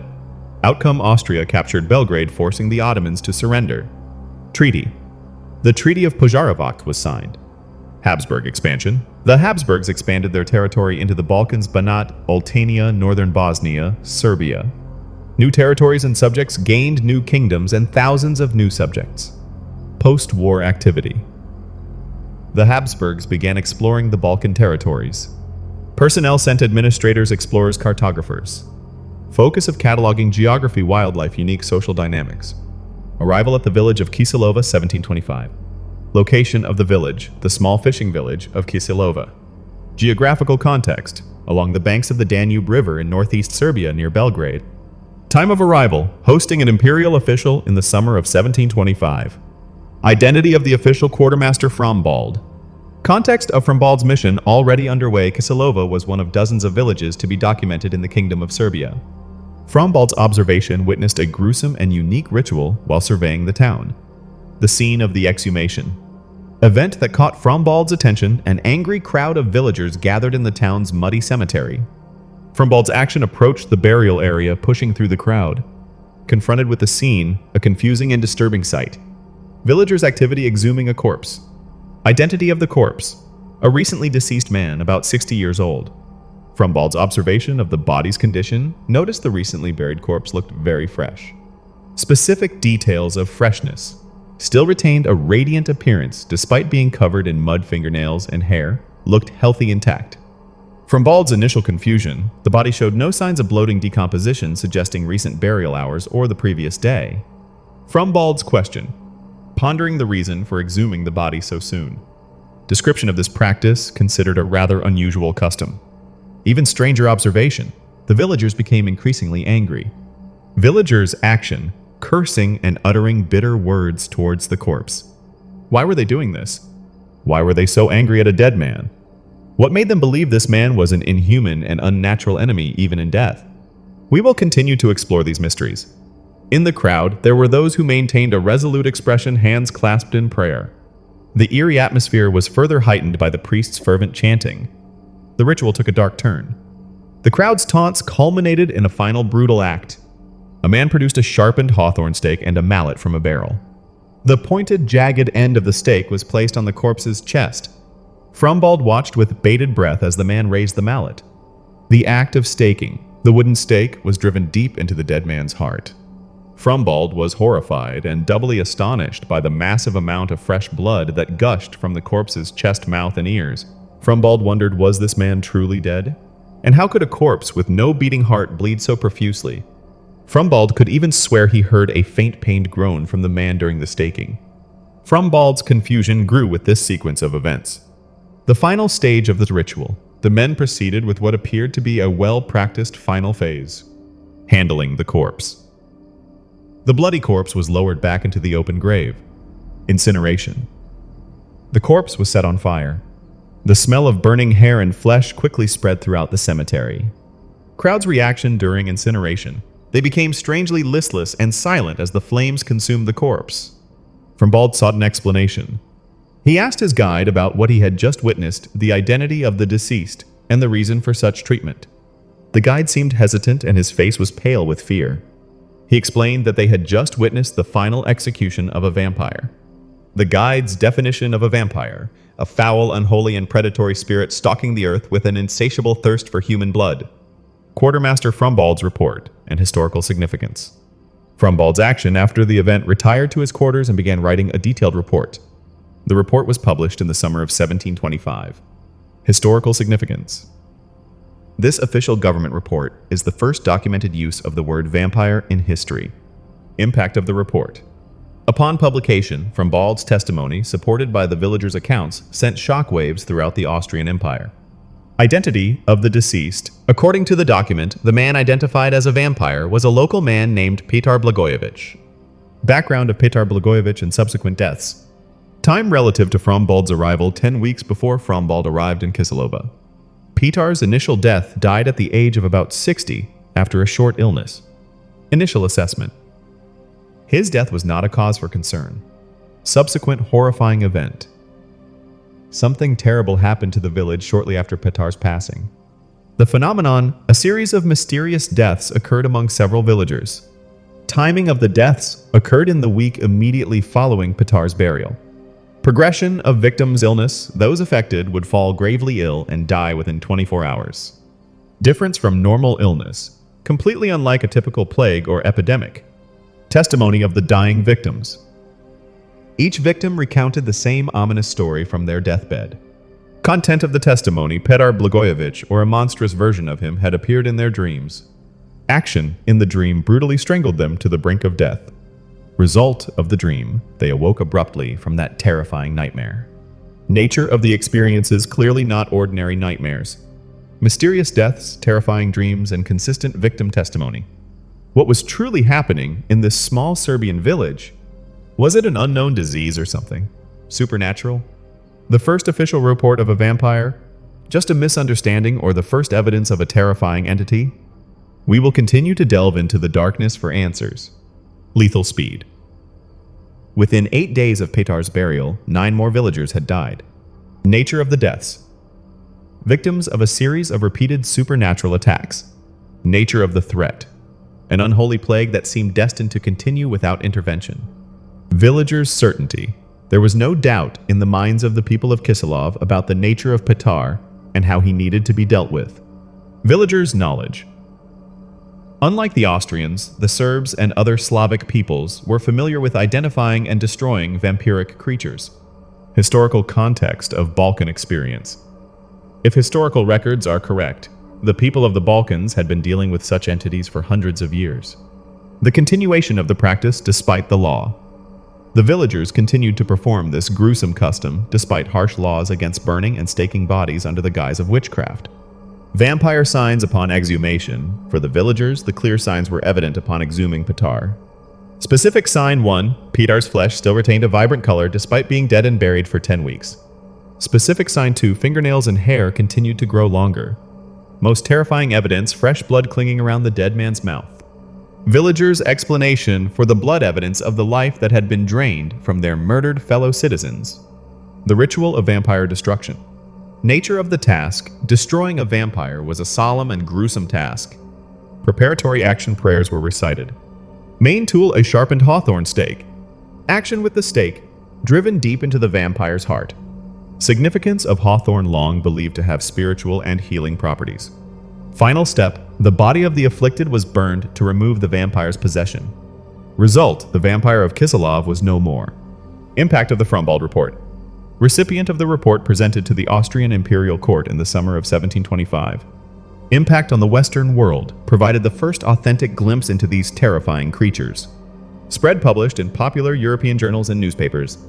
Influence on the public continued to fuel fear and imagination across the continent. Imperial interest. Despite religious law condemning this belief and practice, Holy Roman Emperor Charles VI was reportedly very interested. Emperor's actions. Sent copies of Frumbald's report to all European monarchs. Ordered all reports of vampire-related activity to be sent directly to the imperial court. This indicates interest at a high political and military level in this phenomenon. New reports and militarized response 1731. Time 6 years later, winter of 1731. New reports. Mysterious deaths were reported to imperial officials. Location not Kiselov, but a remote Serbian village named Medveja. Initial Austrian concern, more concerned about a viral outbreak. Strange detail in the report. Some of the deceased died after only 2 or 3 days of illness with no prior symptoms. Military order, Lieutenant Colonel Schnetzer, the Austrian commander in Jagodina, ordered a response. Response team. A small group of imperial medical officers and infectious disease experts. Mission dispatched to the area to investigate the deaths. Leader of the expert team, a man named Glasser. The Austrian military was again mobilized to deal with mysterious deaths. Would they face another unnatural enemy this time? Were these reports a repeat of what happened in Kiselov? Or a new, more terrifying variation of the same threat? We will continue to delve into the military records to find out. Glasser was initially unfazed by local legends. He was determined to find the scientific truth. However, upon arrival, the number of victims had reached double digits. Glasser was alarmed by eyewitness testimony that victims died within a day of falling ill. Glasser went straight to the source of the problem. He exhumed several recently deceased bodies with the reluctant help of the villagers. Glasser's observation of the state of decomposition, strangely very little or no decomposition had occurred even for victims who had been buried weeks earlier. Glasser's observation of signs of illness. More terrifyingly, there was absolutely no evidence of any known illness or infection. Specific absence of signs. No lesions, rashes, boils, blisters, or typical bodily fluids around the mouth-nose. Glasser struggled. He dismissed all logical medical explanations. The impact of villagers' testimony. The adamant testimony became increasingly difficult to ignore. Villagers' conviction. Despite the experts' disbelief, the villagers insisted they were dealing with the depredations of at least one, if not several, vampires. This highlights the clash between scientific skepticism and persistent local belief. Speaking of seeking help, folks, while not vampires, each individual faces their own battles. I want to express my gratitude to BetterHelp for sponsoring this episode. I've shared before about seeking therapy after a difficult career transition in the military. Previously, I believed therapy was only for specific diagnosed conditions like depression and anxiety. However, during the sign-up process with BetterHelp, I saw a long list of reasons to consider therapy beyond my initial scope. I could make specific requests such as finding a faith-based therapist, examples of listed reasons for therapy, seeking purpose in life, increasing self-confidence. One specific area I wanted to improve myself in was, I want to improve myself, but I don't know where to start. The matching process was quick. I was quickly matched with a therapist. I cannot share the identity of that therapist, but she mentioned having watched my videos. She referenced a proverb, Proverbs 27:17. The conversations were incredible and uplifting. Very helpful for managing stress, balancing work and personal life. Value of open communication. It's very helpful to have someone to talk to freely, openly, and comfortably. Result helped me regain focus. Reevaluation of therapy. Completely unlike what I expected therapy to be. Assessment of self-improvement. One of the best investments in myself, my faith, and my family. How to use BetterHelp. Step 1, visit their website. Step 2, answer a few questions as mentioned before. Speed of connection, typically matched with a therapist within 48 hours to get started quickly. BetterHelp's service connects users with a therapist for support right at home. It's a valuable resource for anyone facing their own unseen battles. Back to Medveja. Glasser. The man of science was struggling with the evidence he found. Undecomposed bodies' lack of signs of illness and the villagers' steadfast testimony about vampires. Science and superstition were colliding head-on. Could Glasser and his team find a rational explanation, or would they be forced to confront a more terrifying truth beyond the scope of their medical understanding? We will continue this story in the next part. You can visit betterhelp.com Wartime Stories or use the code Wartime Stories when signing up for a special discount on your first month. It's a small step that can make a big difference. Now we return to the story of the Serbian villagers' plight. Glasser's report reached the Austrian area headquarters at Kalemegdan Fortress in Belgrade. The report detailed a unique and serious situation. The infectious disease experts found no evidence of a viral outbreak. Strangely, these very experts began to see reason in the local people's vampire explanation. This indicates the phenomenon was compelling enough to sway even scientific minds. The situation worsened. Tensions escalated between the Serbian villagers and the imperial authorities. Reason for tension. The authorities actively enforced laws prohibiting the staking and burning of suspected vampires. Austrian military response 1732. Deemed necessary by imperial authorities due to the alarming nature of Glasser's findings or the threat of local instability. January 1732. Units involved troops from the Baron von Fell's Regiment of Foot, the Maruli Regiment of Foot, and the Alexandrian Regiment of Foot. Departure point marched from Kalemegdan Fortress. Destination the Serbian village Medveja. Personnel accompanying the troops Austrian regimental surgeon Johann Fluckinger. Fluckinger's state rode along in anxious anticipation. Fluckinger's initial mindset. Like many men of science, his reason rejected Serbian superstitions and legends. Impact of previous reports. After reading excerpts from the infectious disease experts' report, Fluckinger felt they were entering something unnatural or unprecedented in medical science. This shows the reports had a significant psychological impact even on a skeptic. Public relations effort. The Austrians reluctantly listened to the villagers' direct testimony to maintain good relations with their new subjects. Villagers' demeanor appeared sincere and deeply distressed. Villagers' description of the situation conveyed a life-or-death struggle against supernatural forces. Austrian observation of the testimony. Despite initial skepticism and ridicule, the villagers' strange story was chillingly consistent across all accounts. This highlights the internal consistency of the local narratives. The story of Arnaut Pavle. Villagers' account of the source of the problem. The trouble began 5 years prior with the death of a local Albanian man named Arnaut Pavle. Pavel's pre-death action self-protection. Before his death, Arnaut had privately told friends that he had attempted to protect himself from a vampire's bite by eating dirt from a vampire's grave. Further gruesome action forced to exhume the corpse and smear the vampire's blood on himself for purification. Pavle's death. Unfortunately fell from a hay wagon and broke his neck a sudden death. Ineffectiveness of the rituals. His attempts did not prevent his sudden death, and apparently did not prevent him from inheriting an unholy thirst for blood after death either. This suggests a link between his actions, his death, and his subsequent vampirism. Subsequent events following Pavle's death. Timing about a month after Pavle's sudden death. Initial victims. 4 villagers reported terrifying dreams. Content of the dreams. The dead man Pavle appeared and tormented them. Image of Pavle. In the dreams, a menacing and sinister smile, beastly red eyes staring from dark corners. Escalation. Shortly after these dreams began, bodies started piling up. Fate of the 4 villagers died within days of each other. Circumstances of their deaths, identical and ominous circumstances. Sequence of events leading to death. A terrifying apparition followed by sudden violent illness. Description of death. Their lives seemed to be literally drained away. Terrifying dreams, mysterious deaths, and villagers' testimony about Arnaut Pavle. Had this man truly returned from the dead to prey on the living? The Austrian military, with Surgeon Fluckinger, was stepping into a realm where science and reason seemed to hold no sway.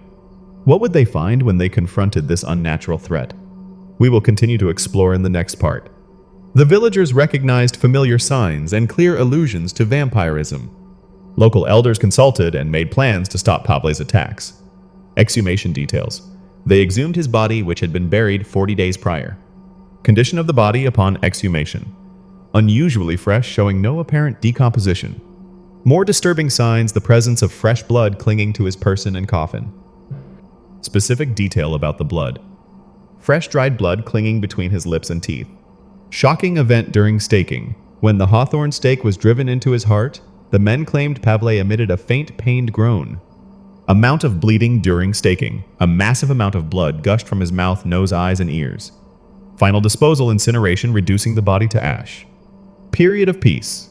The next 5 years passed in peace. Disappointment. The villagers were greatly disheartened to realize their vampire trouble was not over. New wave of deaths and proposed cause. Number of new victims, 17 new villagers died. Villagers' explanation to Fluckinger. Describe the cause of the recent deaths. Link to Arnaut Pavlo. During his 40 days of terror, Arnaut had apparently sucked the blood of young calves. Blamed mode of transmission. As these calves matured and were butchered, their meat was blamed for transmitting the vampire curse to those who ate it. This introduced a new, unique method of vampire infection. Villagers proposed solution to implement staking and burning of all suspected vampire corpses to end the demon's reign of terror. Austrian investigation at Medveja Fluckinger's role. Villagers' action before the Austrians arrived had already staked and burned one suspected corpse. Austrian intervention imperial officers stopped any further rituals upon arrival. Fluckinger's approach. As an infectious disease expert, he ordered a systematic exhumation and conducted autopsies.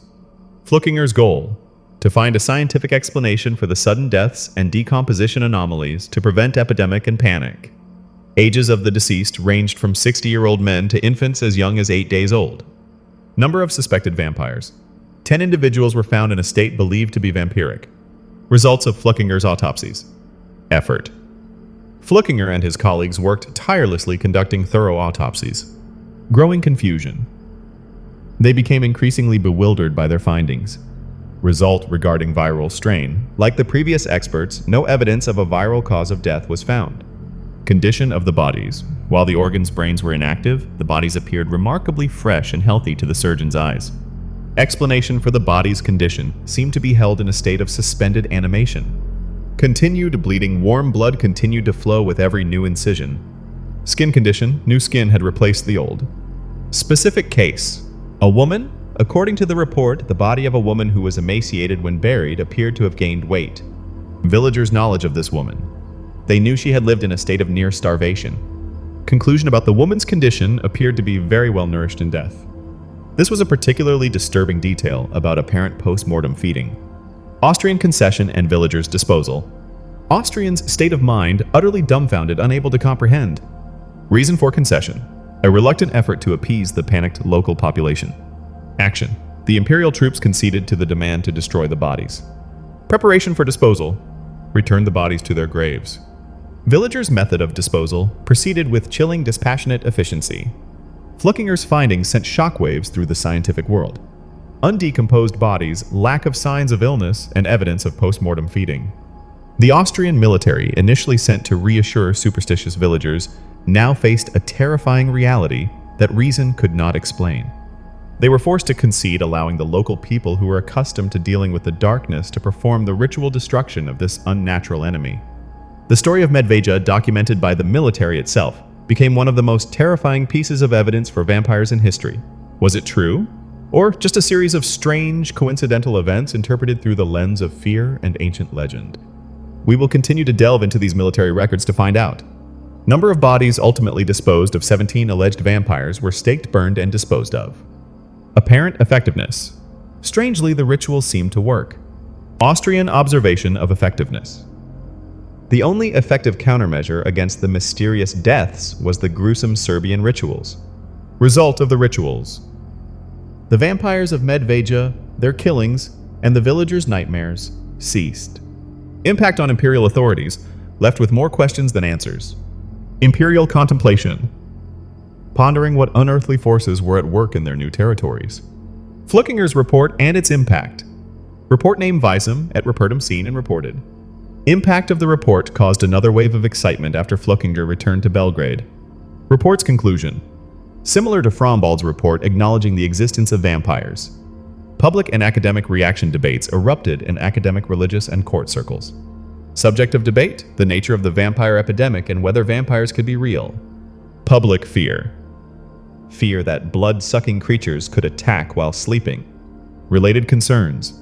Safety of living near cemeteries common in European settlements. Proposed solutions. Secure burial of the dead in walled grounds outside city limits. Fear subsided 1746. The fear largely subsided about a decade later. Source of Calm, a treatise by Vatican scholar Dom Augustine Calmet. Calmet's conclusion. Ignoring the Bible, no one rises from the grave. Calmet's classification classified vampires as creatures of imagination, not an immediate threat. This marked a shift towards a more skeptical, rationalist view. Modern perspective and alternative explanations.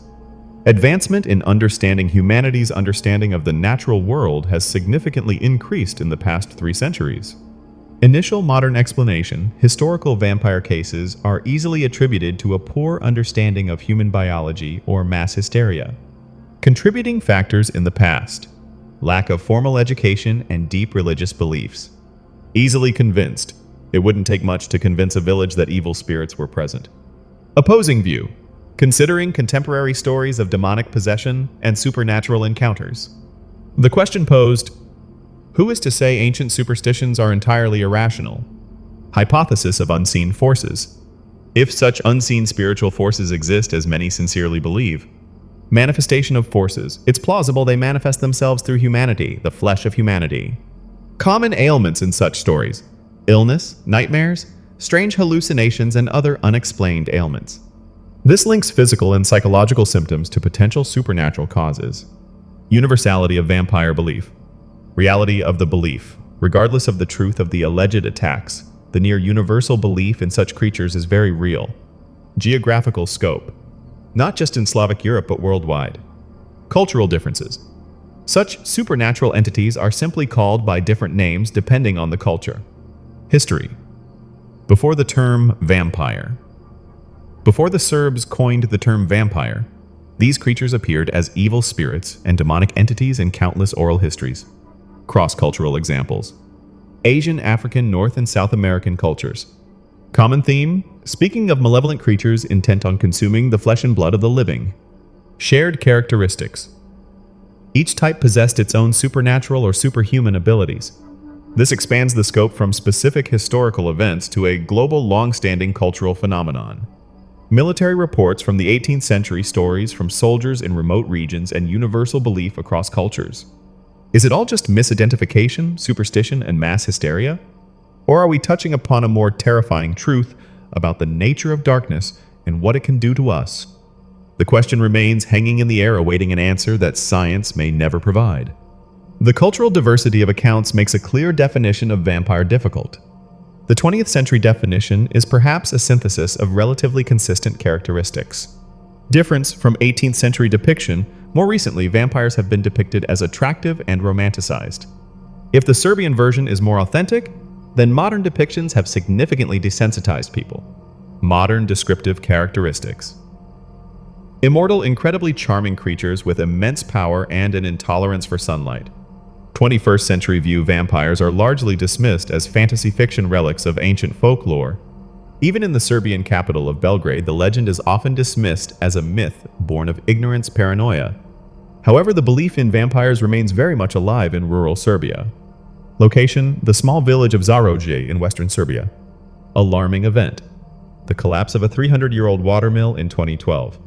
Villagers' belief claimed the mill was the dwelling place of a dangerous vampire named Sava Savanovic. Fear among locals.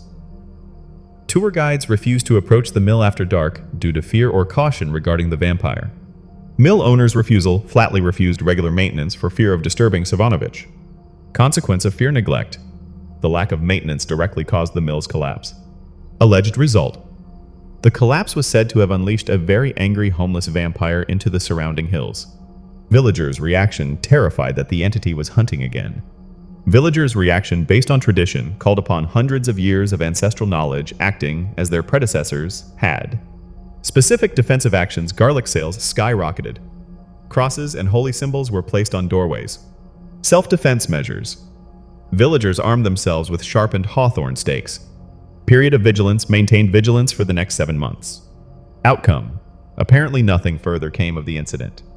Aftermath: the watermill was eventually rebuilt. Return to peace. Peace returned to the village as the vampire was said to have moved on. Outsider explanation could be seen as a momentary hysteria. Insider explanation only to outsiders. This highlights the difference between external skepticism and internal belief. Concluding reflection on skepticism and local knowledge. Easy to be amused for outsiders. From an enlightened perspective, it's easy to be amused by such events. Outsider explanation, laughing at uneducated country folk caught up in ridiculous superstitions. Perspective of rural Serbians, far more familiar with the natural and unnatural elements of their homeland. Knowledge of rural Serbians. They know better than anyone that there are things in the region and the wider world that science cannot comprehend.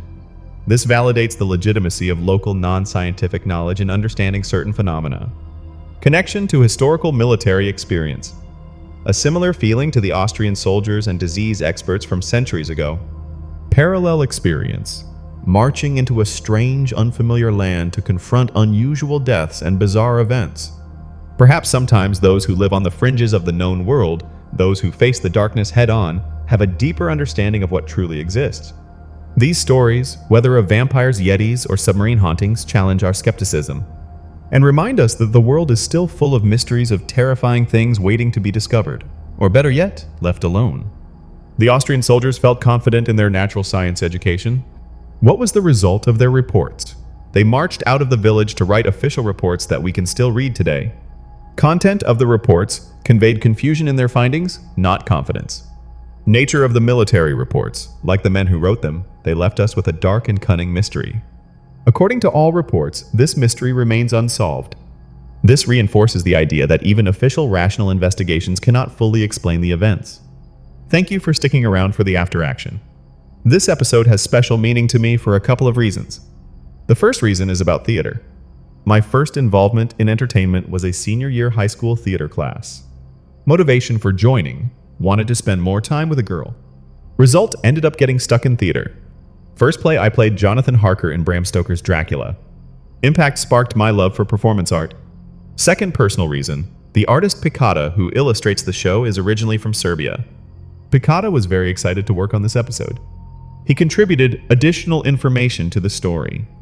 Picada also served in the military, which has been mentioned before. I was surprised to learn Picada served in the Serbian Navy, as Serbia is a landlocked country. Picada clarified that it was the Serbian River Navy. My reaction: learn something new every day. I had never considered a river navy. I wondered if anyone had strange stories related to the River Navy. I asked Picada about his work in the River Navy. Picada's humorous response: well, we might have had a drink now and then. Further explanation: of course it wasn't just drinking. Even further explanation: occasionally we went fishing to have something to eat while drinking. I began to speculate humorously, wondering if Picada was a pirate. This brought to mind my own career. Describing what Marines and sailors do to their livers when the boat is in port for a few days? Unbelievable. Picada also commented on the location of Medveja in the story. Picada's perspective: the town of Medveja today is likely not the village in the story. Reason for doubt: the current town is further south, and in the 1730s would have been Ottoman territory. Another possibility: there might have been another village named Medveja elsewhere in Serbia at that time. Plausibility: perfectly plausible, as countries often have towns with the same name. Meaning of Medveja apparently means where they hunt bears. This is an interesting cultural and linguistic detail.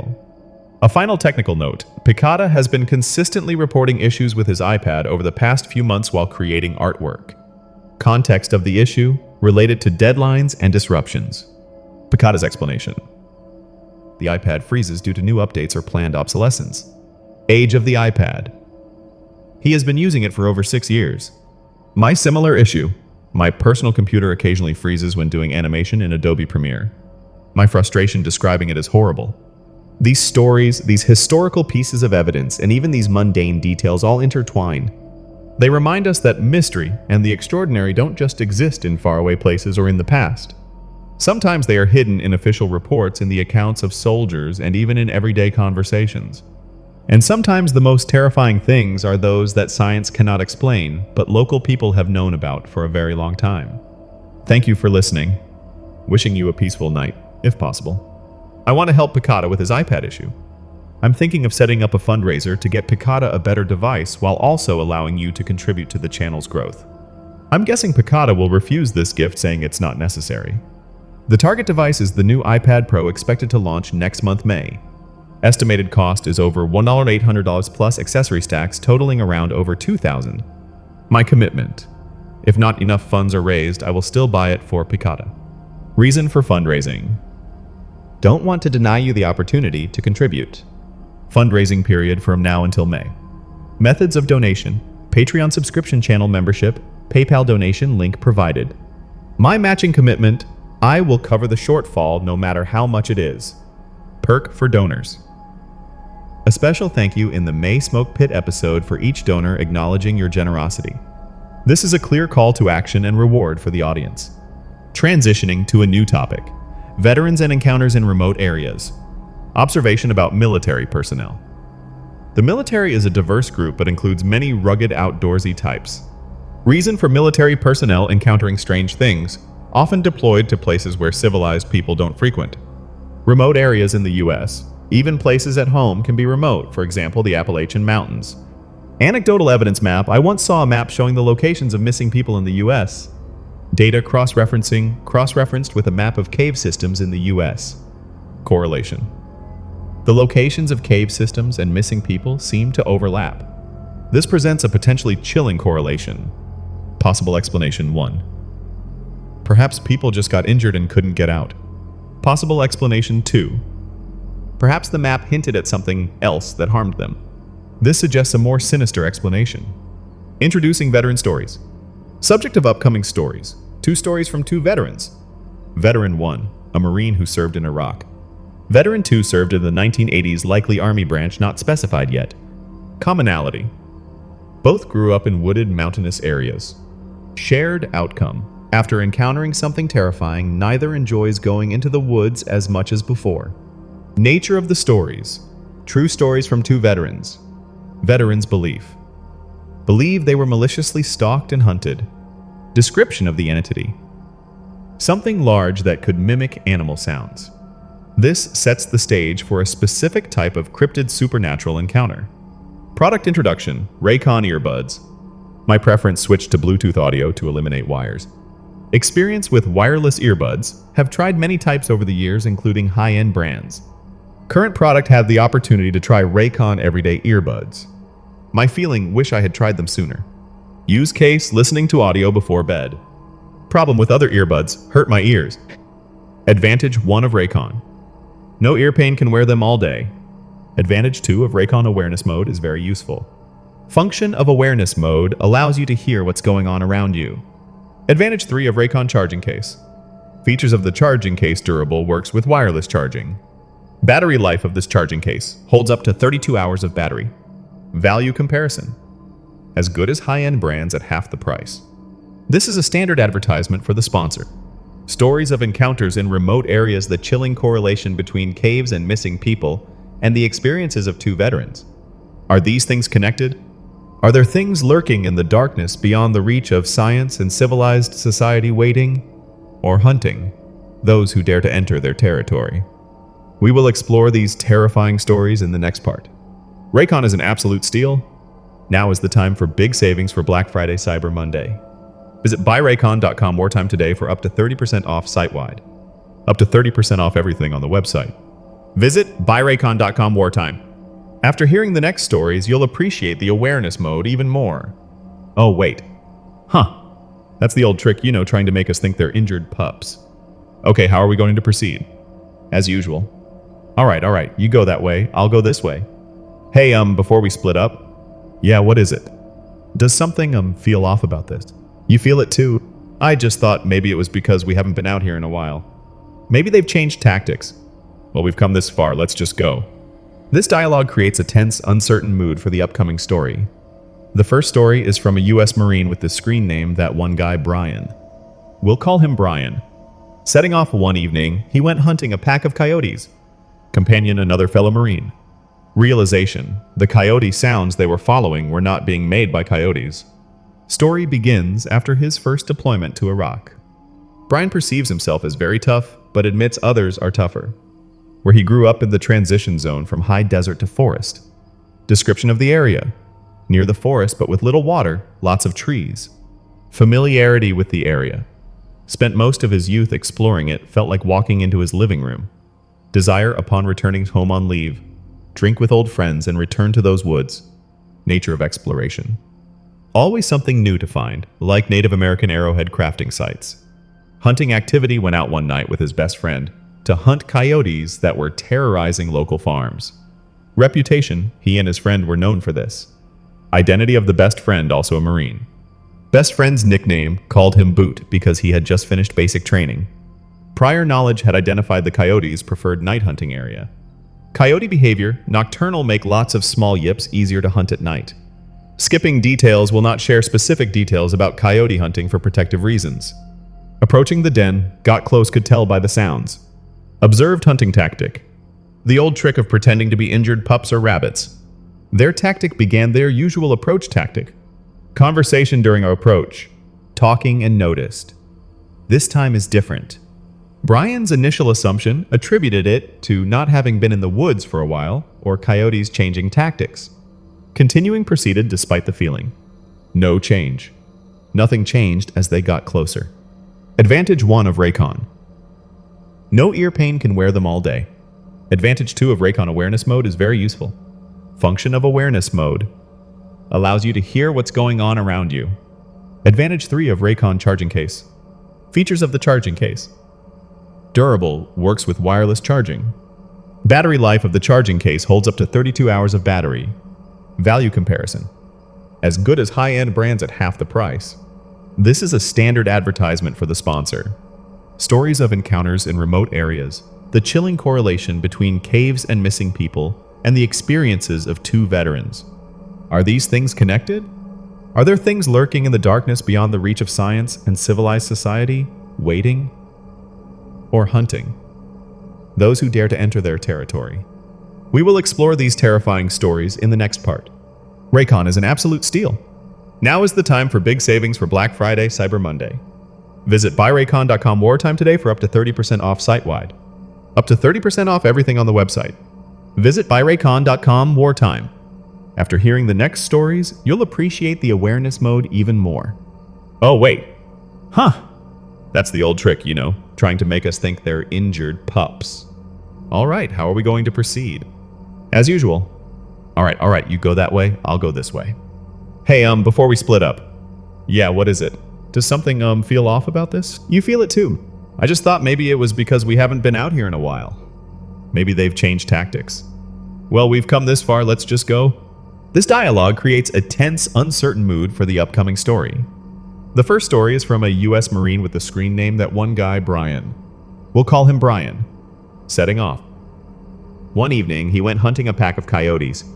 Companion another fellow Marine. Realization: the coyote sounds they were following were not being made by coyotes. Story begins after his first deployment to Iraq. Brian perceives himself as very tough, but admits others are tougher. Where he grew up in the transition zone from high desert to forest. Description of the area: near the forest but with little water, lots of trees. Familiarity with the area: spent most of his youth exploring it, felt like walking into his living room. Desire upon returning home on leave: drink with old friends and return to those woods. Nature of exploration: always something new to find, like Native American arrowhead crafting sites. Hunting activity: went out one night with his best friend to hunt coyotes that were terrorizing local farms.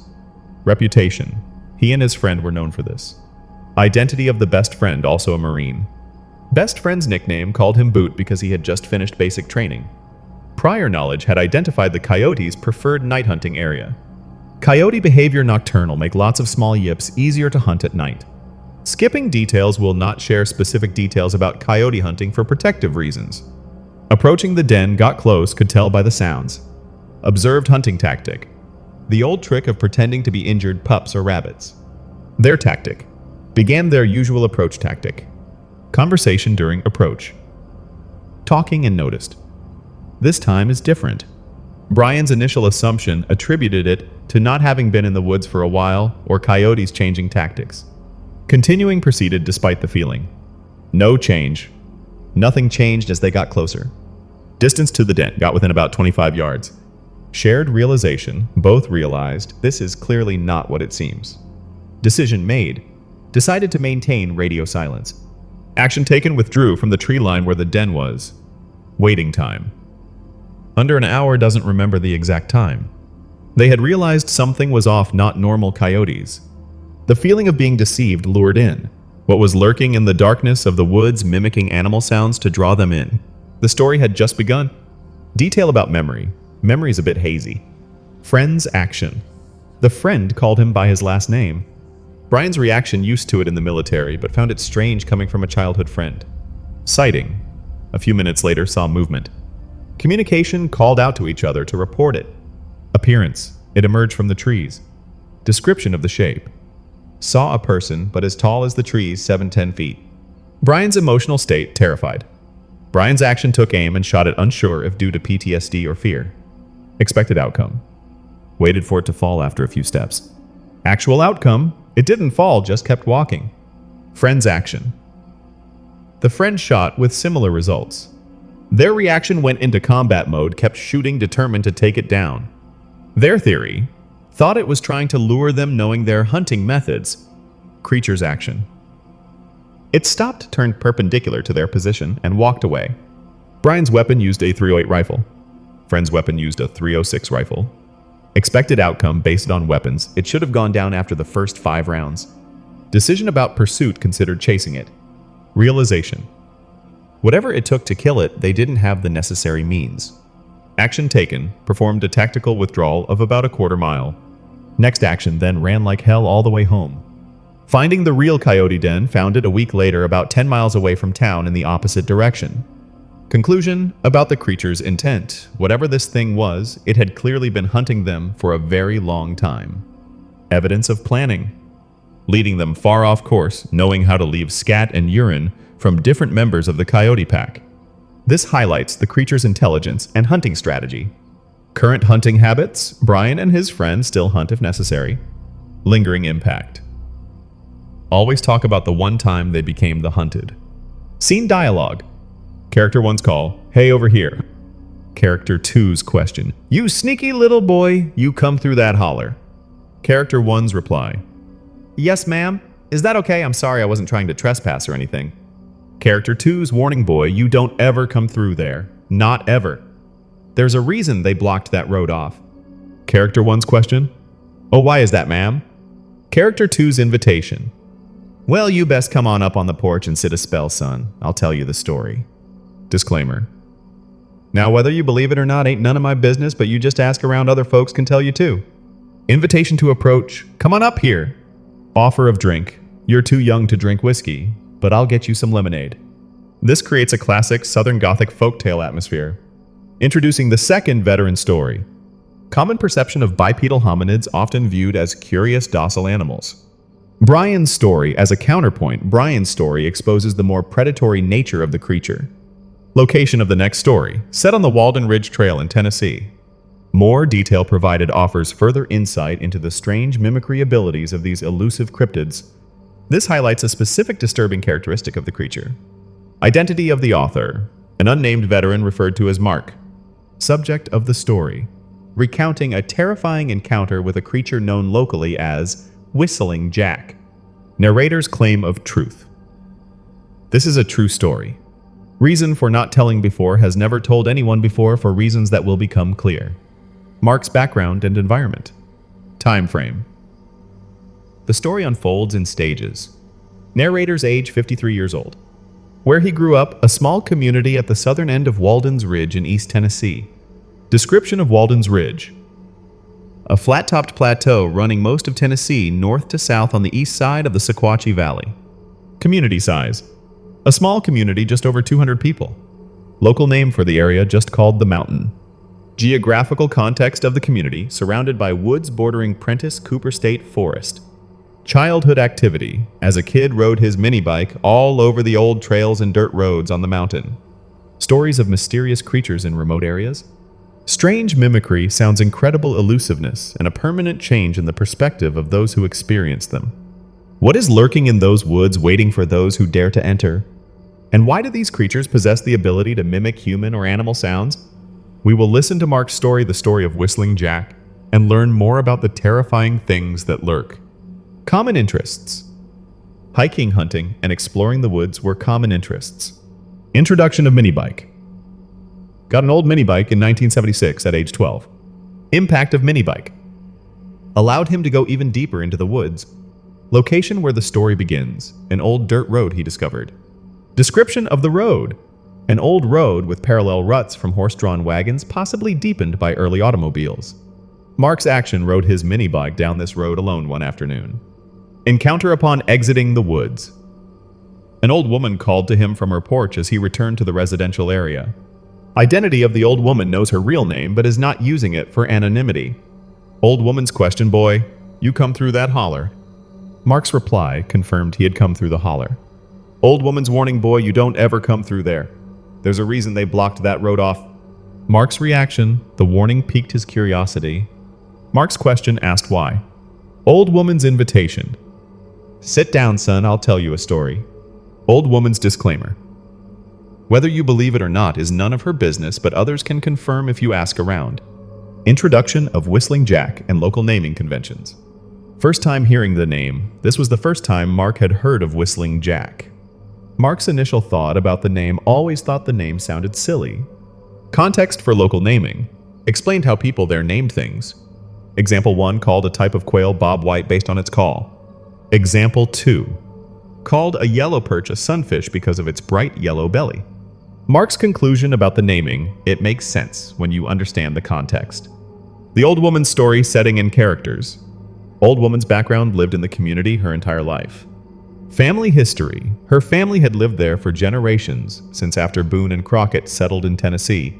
Time frame of the story: early 1900s before World War I. Life back then, people rode horses and carried guns.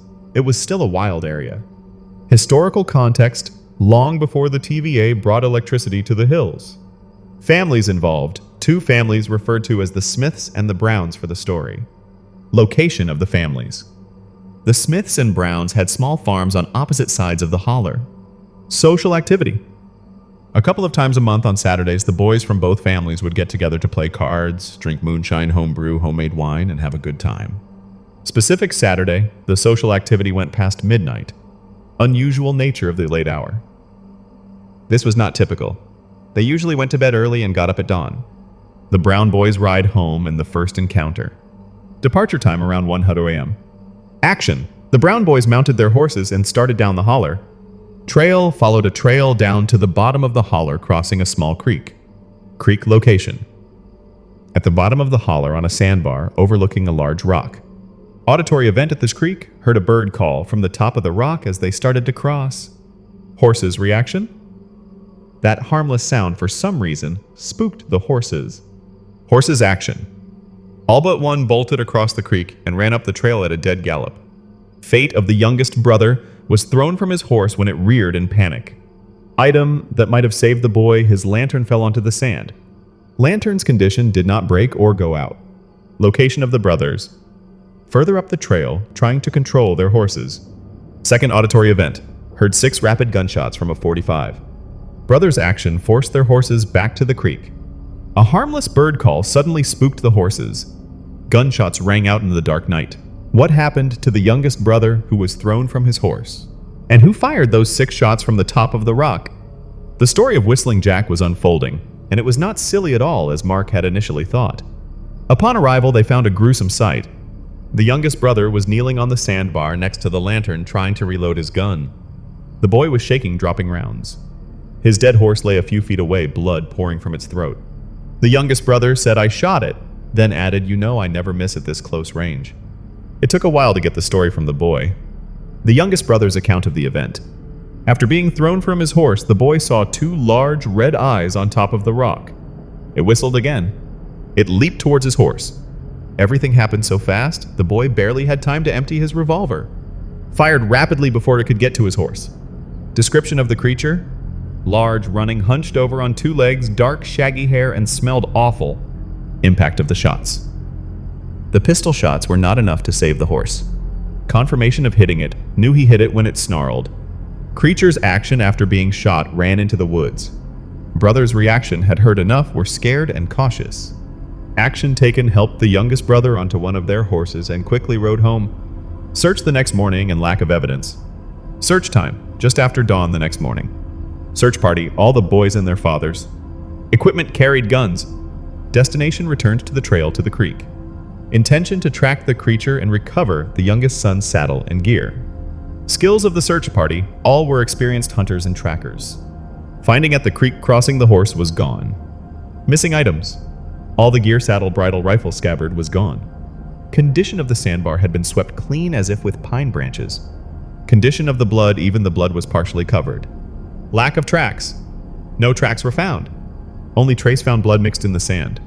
This highlights the creature's apparent and deliberate effort to conceal its presence and remove evidence. Mark's reaction to the story and lingering feeling. Impact of the old woman's telling. The way the old woman grabbed his hand and her eyes made him believe. Mark's promise. Told her he would not go back there. Transition and scene setting. Dialogue. Well, reckon it's time to go.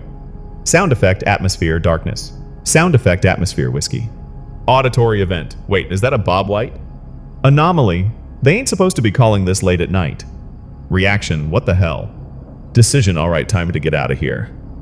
This dialogue sets a tense, uncertain mood for the upcoming story, utilizing the creature's mimicry ability. Mark returns to the mountain 13 years later. Time frame 13 years later. Mark's age 25 years old. Life context. After 4 years in the military and a short failed marriage. Location back on the mountain for a while. Motivation for being in the woods. Early depression led him to wander in the woods again when not working. Impact of the woods. The woods gave him peace. Specific location of peace. A particular spot a few hundred yards from the top of the sandstone bluff on the west side of the mountain. Description of the spot. An old-growth pine forest. Atmosphere of the pine forest. The giant pines gave off a sense of peace, quiet. Canopy effect. The dense canopy prevented underbrush from growing. Ground vegetation. A carpet of fallen pine needles provided cushioning and muffled footsteps. Other features often found lush green moss beds. Location relative to the holler, miles away on the other side of the plateau. Time spent there, foolishly spent the entire afternoon, evening, and most of the night walking along the base of the bluff. Equipment carried a small backpack food drink, a couple of flashlights for exploring caves. Weapon carried his old 12-gauge Winchester Model 97 shotgun. Assessment of the weapon, a good solid shotgun. Mark, a veteran, returns to the woods that once brought him peace. But those woods were not the same anymore. Unusual bird calls in the dark night, an ominous silence, and the feeling of being watched. Had Whistling Jack returned? Or was something else? Something even more terrifying waiting for him in the darkness. The story of the next encounter was about to begin, and this time Mark was armed. The shotgun held 5 rounds in the magazine, plus 1 in the chamber if careless. Self-reproach, should not have been out there after dark. Circumstances leading to being there. Many factors involved. Activity around midnight. Sitting in a spot where he could see the valley lights, sipping bourbon, contemplating, enjoying the peace. Auditory event. Heard a Bob White call a few hundred yards away on a wooded hillside below him. Initial reaction seemed perfectly normal for a few seconds. Subsequent reaction froze mid-sip. Reason for alarm: wouldn't be startled by normal night birds like Whip Poor Will, but knew Bob White was a quail and not nocturnal. Escalation of calls. Heard another Bob White answer from the north at his elevation. Further escalation. The first one called back from below, now closer. Mark's state not easily scared, but this time it was too weird. Action taken. Packed up his gear, put on his backpack, grabbed his shotgun, started moving towards the bluff. Illumination used moonlight, not a flashlight. Reason for not using flashlight: didn't want the light to reveal his position. Action while moving. Quietly moved through the brush, making little noise. Weapon preparation. Took electrical tape from his backpack, started taping a flashlight to the barrel of his shotgun. Calls continued. The strange Bob White calls continued intermittently, always answering each other. Calls getting closer. Always getting closer, regardless of his speed and quietness. Growing fear and realization. Mark's emotional state. Started to get scared. Self-assessment. Always knew his way around the woods, knew how local animals behaved. Feeling of being outmatched. This experience was outside his experience zone. Moment of realization. The old woman's story from 13 years prior came back to him. Belief in knowing who was tracking him began to believe he knew what was tracking him. Confirmation of being tracked. Yes, he was being tracked, could feel it. Consequence of realization. A plan was formed. Distance of the calls. By this time, the Bob White calls were really close. Auditory detail of movement. Could hear their footsteps trying to mimic his. Description of the footsteps. Large, heavy footsteps. Intermittent stopping, would occasionally stop and hear them take a step or two before stopping as well. Mark's determination, I wasn't going to be hunted that easily. Escape plan and destination. Mark's knowledge of the location knew exactly where he was. Location relative to the bluff, just above him on top of the bluff was the pine forest about 500 feet away. Feature at the base of the bluff.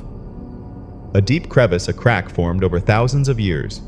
Description of the crevice.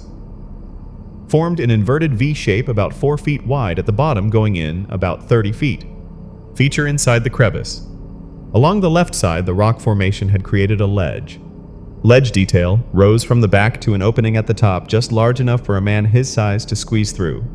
Location after squeezing through on a ledge about 30 feet from the face of the bluff. Approach to the ledge. The rock overhang left just enough room to crawl on his belly for about 40-50 feet. Further approach. Opened up to a rock slide he could climb to the top. Total bluff height. The entire bluff was 80 to 100 feet high at this point. Mark's action got there as fast and as quietly as possible. This details a specific pre-planned escape route based on intimate knowledge of the terrain. Strange bird calls, heavy footsteps, and the feeling of being hunted. Mark, who once thought the name Whistling Jack was silly, was now facing a terrifying reality. He was being tracked by something intelligent, capable of mimicking sounds, and knew how to hunt people in the dark. Would his escape plan, based on his knowledge of the terrain, be enough to save him from the clutches of this creature? The confrontation was about to unfold in the cold darkness of the mountain woods. Climbing time took about a minute or two, but felt like forever. Position reached into the crevice then on the ledge at the top. How gear was moved. Pushed his backpack and shotgun ahead through the narrow spot.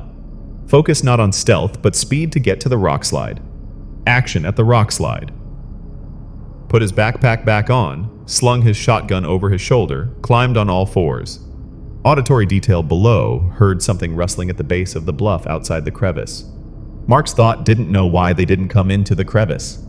Mark's action didn't think much about it, kept climbing. Position reached at the top. Got to the top, ran to the middle of the pine forest. Action in the forest. Leaned against a giant pine, dropped his backpack, set his shotgun down, pulled a bottle of whiskey from his pack. Mark's state needed a drink. Physical reaction, hands shaking, spilling bourbon everywhere. New auditory event heard footsteps and Bob White calls. Mark's confusion couldn't understand how they got to the top of the bluff so fast. Terrain detail. The bluff extended over half a mile to the south and about 1.5 miles to the north with sheer rock faces in both directions. Only known approach. Squeezing through the narrow crevice was the only way up. Confirmation of presence. But they were right there. Auditory detail of footsteps. Could now clearly hear their footsteps, long strides longer than a human gait. Creature's movement. They were getting closer. Confrontation and gunfire. Mark's reaction dropped the bottle of whiskey. Weapon preparation. Grabbed his shotgun, turned on the light, chambered a round. Reloading. Pulled another round from his pocket and shoved it into the magazine. Creature's approach got closer and closer. Creature's action stopped at the edge of the tree line, just deep enough in the brush to be hidden from his light. Creature's state silent. Mark's action kept the light trained on the last sound. Mark's question, why did they stop? They had caught up to him, why weren't they advancing? Mark's physical state could see his light beam shaking fear, flooding his bloodstream with adrenaline, heart pounding. Creature's movement, then they moved. Auditory detail of movement. Heard long strides, moving each one going a different direction. Creature's tactic. They were flanking him. Mark's reaction panicked, swinging his shotgun back and forth, waiting for a shot.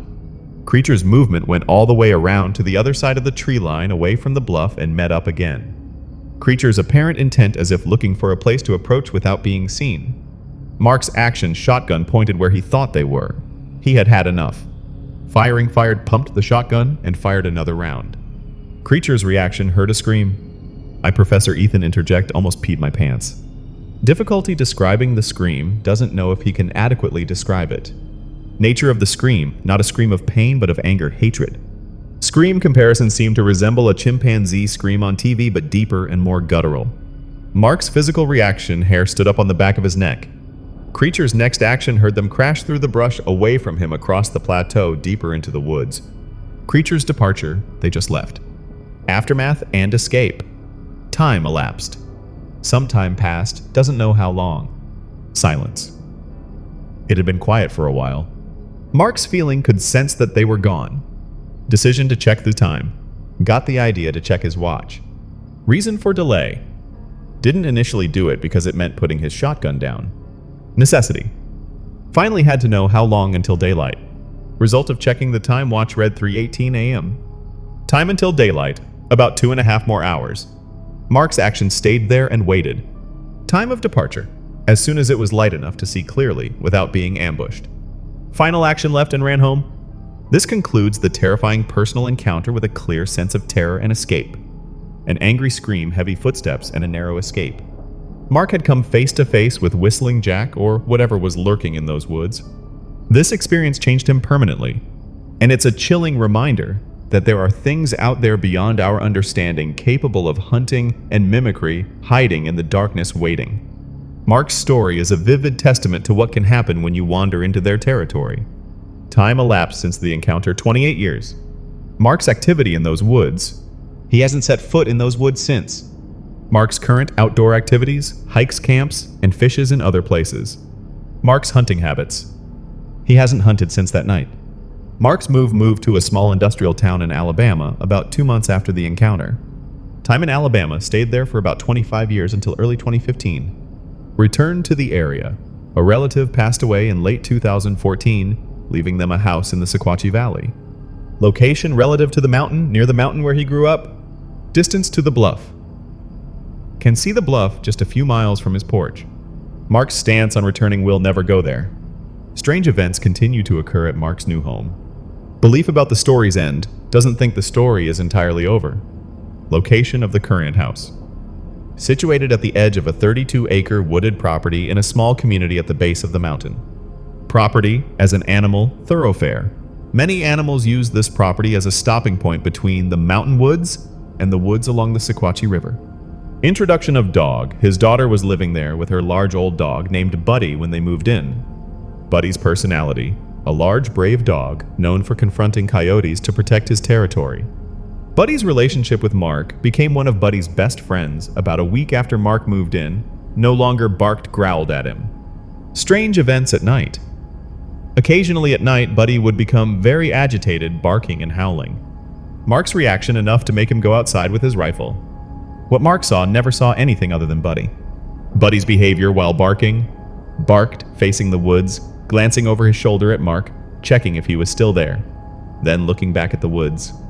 Mark's action never saw anything would bring Buddy inside to sleep on the rug for rest. Duration of this routine lasted for 3 weeks. Event ending the routine. One night, Buddy started barking a warning. What Mark heard went outside and heard it. Visibility. The light couldn't penetrate the thick brush to see it. Sound description. Heard long, heavy footsteps moving back into the woods away from them. Mark's physical reaction. He swore his blood ran cold. Footsteps stopped, hasn't heard those footsteps again since that night. Buddy's continued restlessness. Buddy still had intermittent restless nights for the next few years. Absence of footsteps. Mark never heard the footsteps in the brush again. This adds a recent personal experience echoing the previous encounter, suggesting the creature is still in the area. Mark's research and conclusion. Mark's research has researched local folklore and accounts of this thing. Mark's belief, based on research, believes it is some type of Sasquatch or skunk ape. Consistent description in accounts. Always describes an ape-like, bipedal, powerful, foul-smelling, very large creature. Unique detail in his account. The only detail that differs from other aggressive Sasquatch encounters is the distinctive whistling. Mark's honesty about seeing cannot honestly claim that he has actually seen anything. Yet. Mark's certainty knows what he has heard and experienced. Episode conclusion and podcast promotion. My closing hope you enjoyed these terrifying true stories. Gratitude. Thank you for watching and commenting. Thanks to podcast listeners, a big thank you to those who have listened to my new podcast. Podcast performance. As of the recording, it reached number 3 in Spotify's top 10. Ranking on Apple ranked 6th on Apple, potentially climbing. Podcast name redacted, declassified mysteries. Preview plays an excerpt from a new episode. Podcast excerpt content. Characters state Nay was speechless, unable to come up with a convincing lie. Characters' action panicked and terrified, confessed everything. Content of confession. Told the Cubans about the plot and who was behind it. Character's plea begged the men to spare his life. Outcome, fortunately for Nay, he was not killed. This provides a brief teaser for my other content. These stories from remote mountains from soldiers who have faced the inexplicable all leave a lingering feeling that our world is larger and stranger than we often think, and that there are things hiding in the darkness waiting. Thank you for listening to these stories. And if you feel uneasy going to sleep tonight, that's perfectly normal. Goodbye, and see you in the next episode. Outcome for Nay deported from Cuba a month later returned to the US. Nay's reflection realized the plan was always doomed to fail. Reason for failure: not well thought out, easily exposed, influenced by American arrogance. Assessment of the mission: a complete and utter failure. This teaser sets up an upcoming story about covert operations. Podcast promotion continued. My question: how's it doing? Call to action. If you like it and want to help the podcast get to number 1 search for Redacted Declassified Mysteries with Luke Holman. Where to find it? Anywhere you get podcasts. Action requested, be sure to follow. Future content: more incredible stories coming on both Wartime stories and Redacted. Nature of redacted stories. Audiences will be shocked by the kinds of things governments have been and are doing behind closed doors. After action section about the Whistling Jack episode. Initial plan: I wasn't originally going to say anything about this episode in the after action. Recent encounter happened to run into someone a couple of weeks ago. Connection to the person. They are from the same tribe, attend the same church. Person's name Steve. Steve's origin originally from Tennessee. My action: mentioned the story when I learned Steve was from Tennessee, and while I was working on that story. My question asked Steve if he knew anything about the Sequatchie Valley. Context of my question: that's where the person in the story Mark lived when he encountered the Bigfoots. Steve's reaction looked surprised, like, well, how do you know about the Sequatchie Valley? That's not something most people know about. Subsequent conversation. Started talking a little bit. Steve's knowledge of my work: Steve didn't know what I did. My probing kind of probed Steve without revealing anything. My question to Steve: asked his thoughts on the existence of these creatures and if he had heard anything. Steve's direct answer: didn't mince words, got straight to the point. Steve's account: his grandfather had seen one. Status of the grandfather's story: everyone tells his story an incredible story. Time frame of the grandfather's encounter: several decades ago.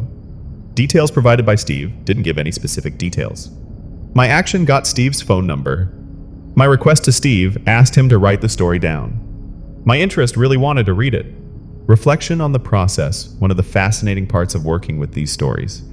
The connection: start a conversation, find someone with the same background, things connect. Overall feeling: very compelling. Personal takeaway: it ultimately tells me that I myself don't want to spend too much time out in the woods at night. This reinforces the personal impact of these stories and connects the research process back to the theme of fear. Reintroduction of the smoke pit. Greeting, welcome to the smoke pit. Definition for returning audience: if you've listened before, you know what the smoke pit is.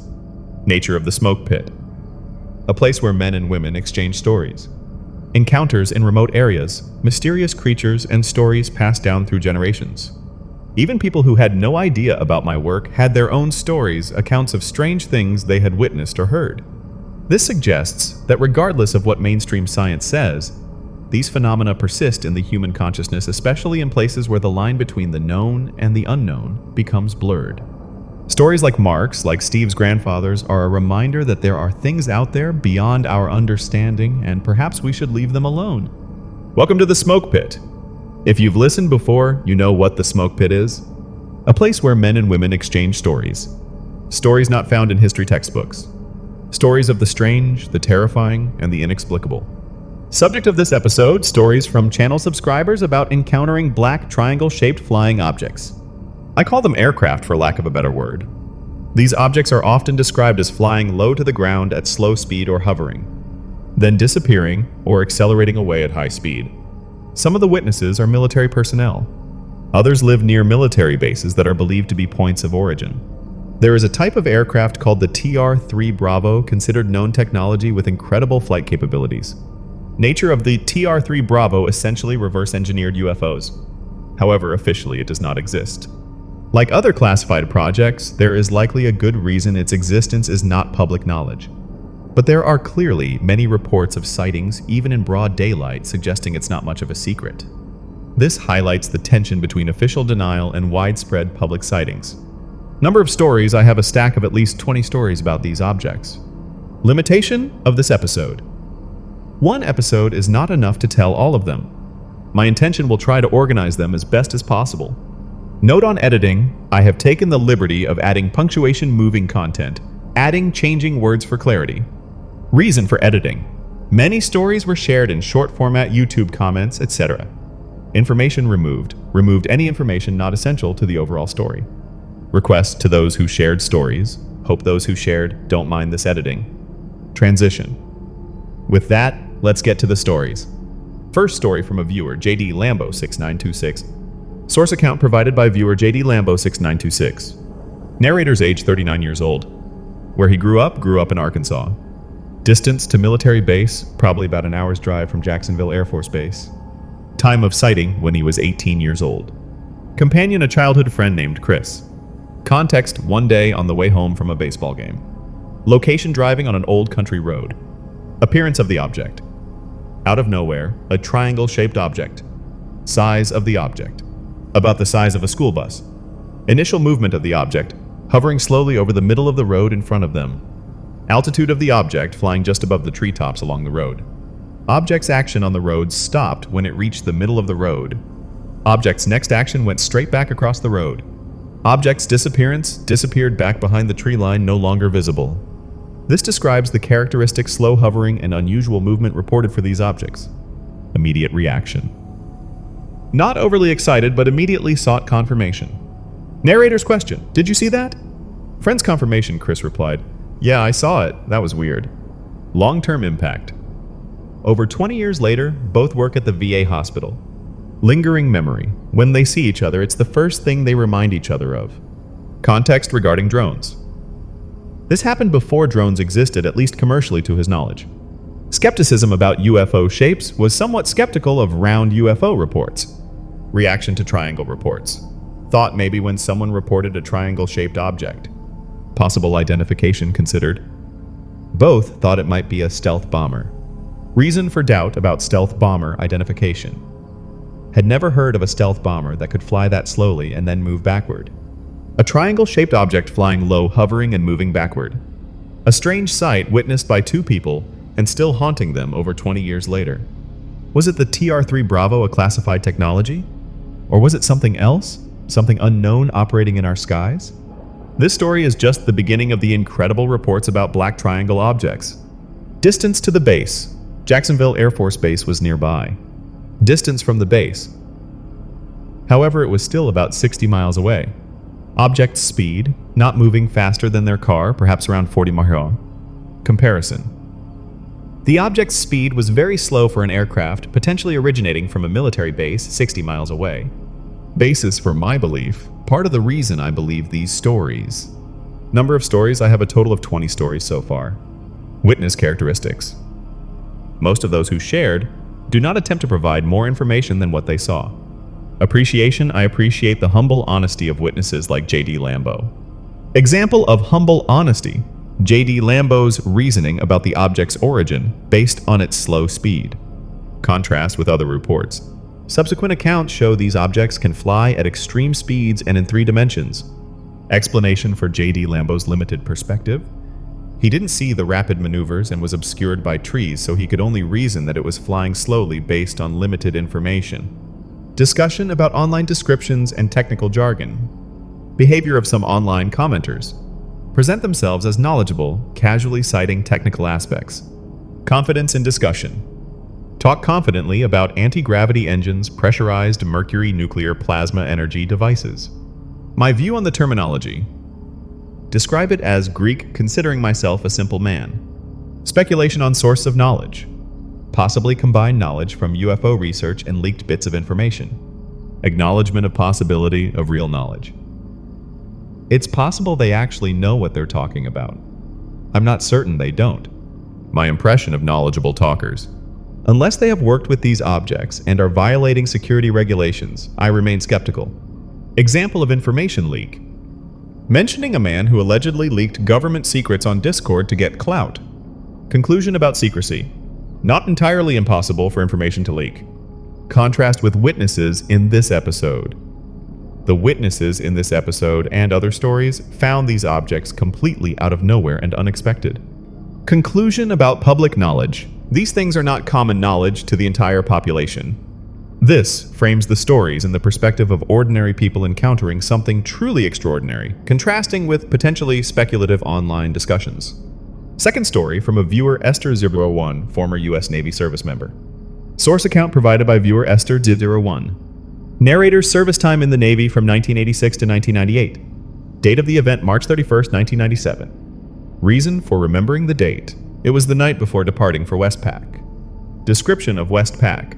A 6-month deployment in the Western Pacific region. Ship's location. The USS Constellation was moored in San Diego. Narrator's activity spent the last night ashore with his girlfriend visiting family in Palm Springs. Departure time left Palm Springs around midnight. Destination returning to San Diego. Road conditions, clear night, almost no traffic on the highway. A former Navy service member last night ashore before deployment. Empty highway, clear sky. A perfect setting for an unexpected encounter. Something beyond the experience of a seasoned sailor. What happened on that road under the night sky in 1997? The story of the Black Triangle object continues with Esther01's account. Geographical detail. Most of the highway stretches through open desert. Sky condition. The sky was extremely clear, allowing many stars to be seen. My side note. I have driven this route California, Arizona, confirming the sky is very clear. My activity looking out the window, stargazing. Appearance of lights. Suddenly noticed lights in the sky. Light pattern. White lights in a triangle shape. Connection to object. Attached to a triangle-shaped object. Visibility of the object. The object was dark and not really visible. How the object was seen could only see the outline because it blocked the stars behind it as it moved. Action taken. Pulled over, got out of the car, stood and watched. Observation time watched for about 10 to 15 minutes. Object's characteristics. Very large, hovering, slowly and silently. My background, aircraft mechanic in the Navy. My experience had worked on flight decks at night during many deployments. My knowledge knew what aircraft looked and sounded like at night. Conclusion. This was an unidentified flying object unlike anything I had ever seen in the military or elsewhere. This provides a credible account from a witness with extensive experience in military aviation. My analysis of the sighting. Potential origin base. The nearest Air Force base could have been March Air Reserve Base in Riverside County, which he had driven past. Object characteristics considered. He said it was very large, and other accounts report it flying very low, under 50 feet. My feeling about the visual phenomenon. Have a feeling there is a visual phenomenon, especially at night when seeing this object overhead. Contributing factor 1. It is completely silent, dealing with the strange absence of sound. Contributing factor 2. The witness is looking up at it at night with no frame of reference. Hypothesis about perceived size. They may not realize how close it is, leading them to think it's very large. Reported actual size. The object was described as only the length of a school bus, as in the previous account, which is not excessively large. Explanation for perceived size. It might appear larger if the witness believed it was flying much higher than it actually was. Analogy. Similar or opposite phenomenon to the moon, looking very large on the horizon with reference points but smaller overhead without reference points. This offers a plausible psychological explanation for the perceived huge size, while still acknowledging the unusual nature of the object itself. Third story from a viewer, Gavin P.B. Penny. Source account provided by viewer Gavin PV Penny. Possible mispronunciation of username. I'm not sure if I'm pronouncing it correctly. Sighting location further north in California near the coast. Distance from previous sighting, at least 250 to 300 miles northwest from the Palm Springs area. Where I reside, live in the city of San Luis Obispo. Distance to military base just south of Camp Roberts. Time frame, about a year ago, which would be 2021 based on the comment date 11 months ago. Context was outside trying to watch a meteor shower. Appearance of the object. A black triangle with dim amber and red lights. Object's position flew directly overhead. Object's characteristics completely silent and very slow for something that was flying. A black triangle object silent and flying slowly directly overhead. This account echoes many details from other reports. The silence, the unusually slow speed, and the characteristic triangle shape. Are these objects part of a secret military program? Or are they something else entirely beyond current human technology? These stories from credible witnesses continue to defy conventional explanations. Direction of travel. This object was not heading towards the military base Camp Roberts. Actual path on a direct line to the nuclear power plant at Diablo Canyon. Power plant location. Just a few miles west of his position on the coast. This adds a detail suggesting the object may have an interest in specific infrastructure. My analysis of potential points of origin. Camp Roberts. An active California National Guard camp has a dilapidated runway but no hangars or aircraft in satellite photos. Camp San Luis Obispo. Another U.S. Army base 30 miles south, less active than during wartime, but still a training camp. Plausibility. Neither Camp Roberts nor Camp San Luis Obispo seem plausible for housing maintaining such aircraft. Alternative bases. 2 Air Force bases are within a reasonable distance. Edwards Air Force Base 160 miles to the east. Vandenberg Air Force Base 40 miles to the south, also near the coast. Recent change at Vandenberg renamed Vandenberg Space Force Base. Unit at Vandenberg home to the Combined Force Space Component Command. Unit's mission statement. Plans integrates conducts assesses global space operations to deliver combat-relevant space capabilities to various entities. This provides context for potential advanced aerospace activity in the area. Fourth story from a viewer Station 2541. Source account provided by viewer Station 541. Initial statement, I have absolutely seen these things. Context of initial statement. Referring to something seen in a previous episode not about TR3 Bravo. My speculation. Perhaps she was referring to the triangle shapes of light reported in that episode. Abbreviated version read, saw a military stealth aircraft fly over her house very low, completely silent in broad daylight. My action decided to read the full version. Where I reside live about 30 minutes north of Crane Naval Base in central Indiana. My experience with military aircraft, have lived among many military bases most of my life, have seen heard thousands of aircraft. Time of sighting around 2010. Nature of the sighting, saw something I had never seen before. Location during sighting. In her backyard during the day. Weather overcast day. Circumstances pretty sure the kids were in school, so she was alone. Initial observation. Noticed a dark shadow moving on the ground from something overhead very slowly. Action taken, looked up. Object's movement, moving north. Description of the object. A dark gray, almost completely triangle-shaped military object. Color detail, not black, not gray, darker than gray like smoke. My state stood there in shock for almost 15 seconds. Object's action glided silently over her house.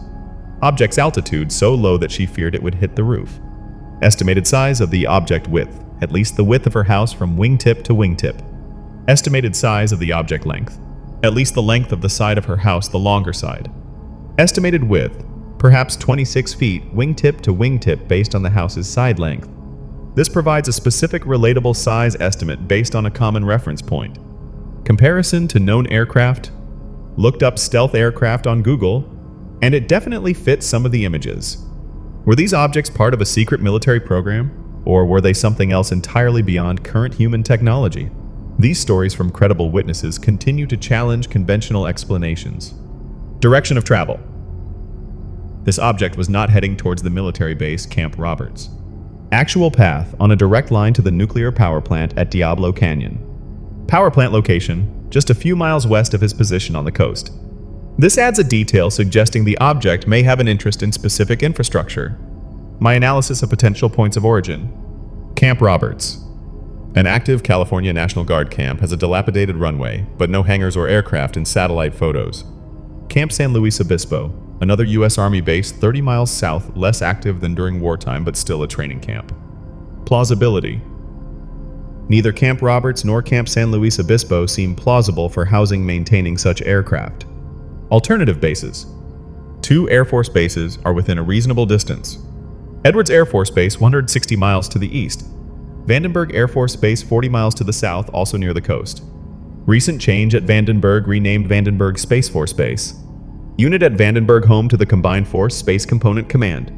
Unit's mission statement: plans, integrates, conducts, assesses global space operations to deliver combat-relevant space capabilities to various entities. This provides context for potential advanced aerospace activity in the area. Fourth story from a viewer, Station2541. Source account provided by viewer Station2541. Initial statement: I have absolutely seen these things.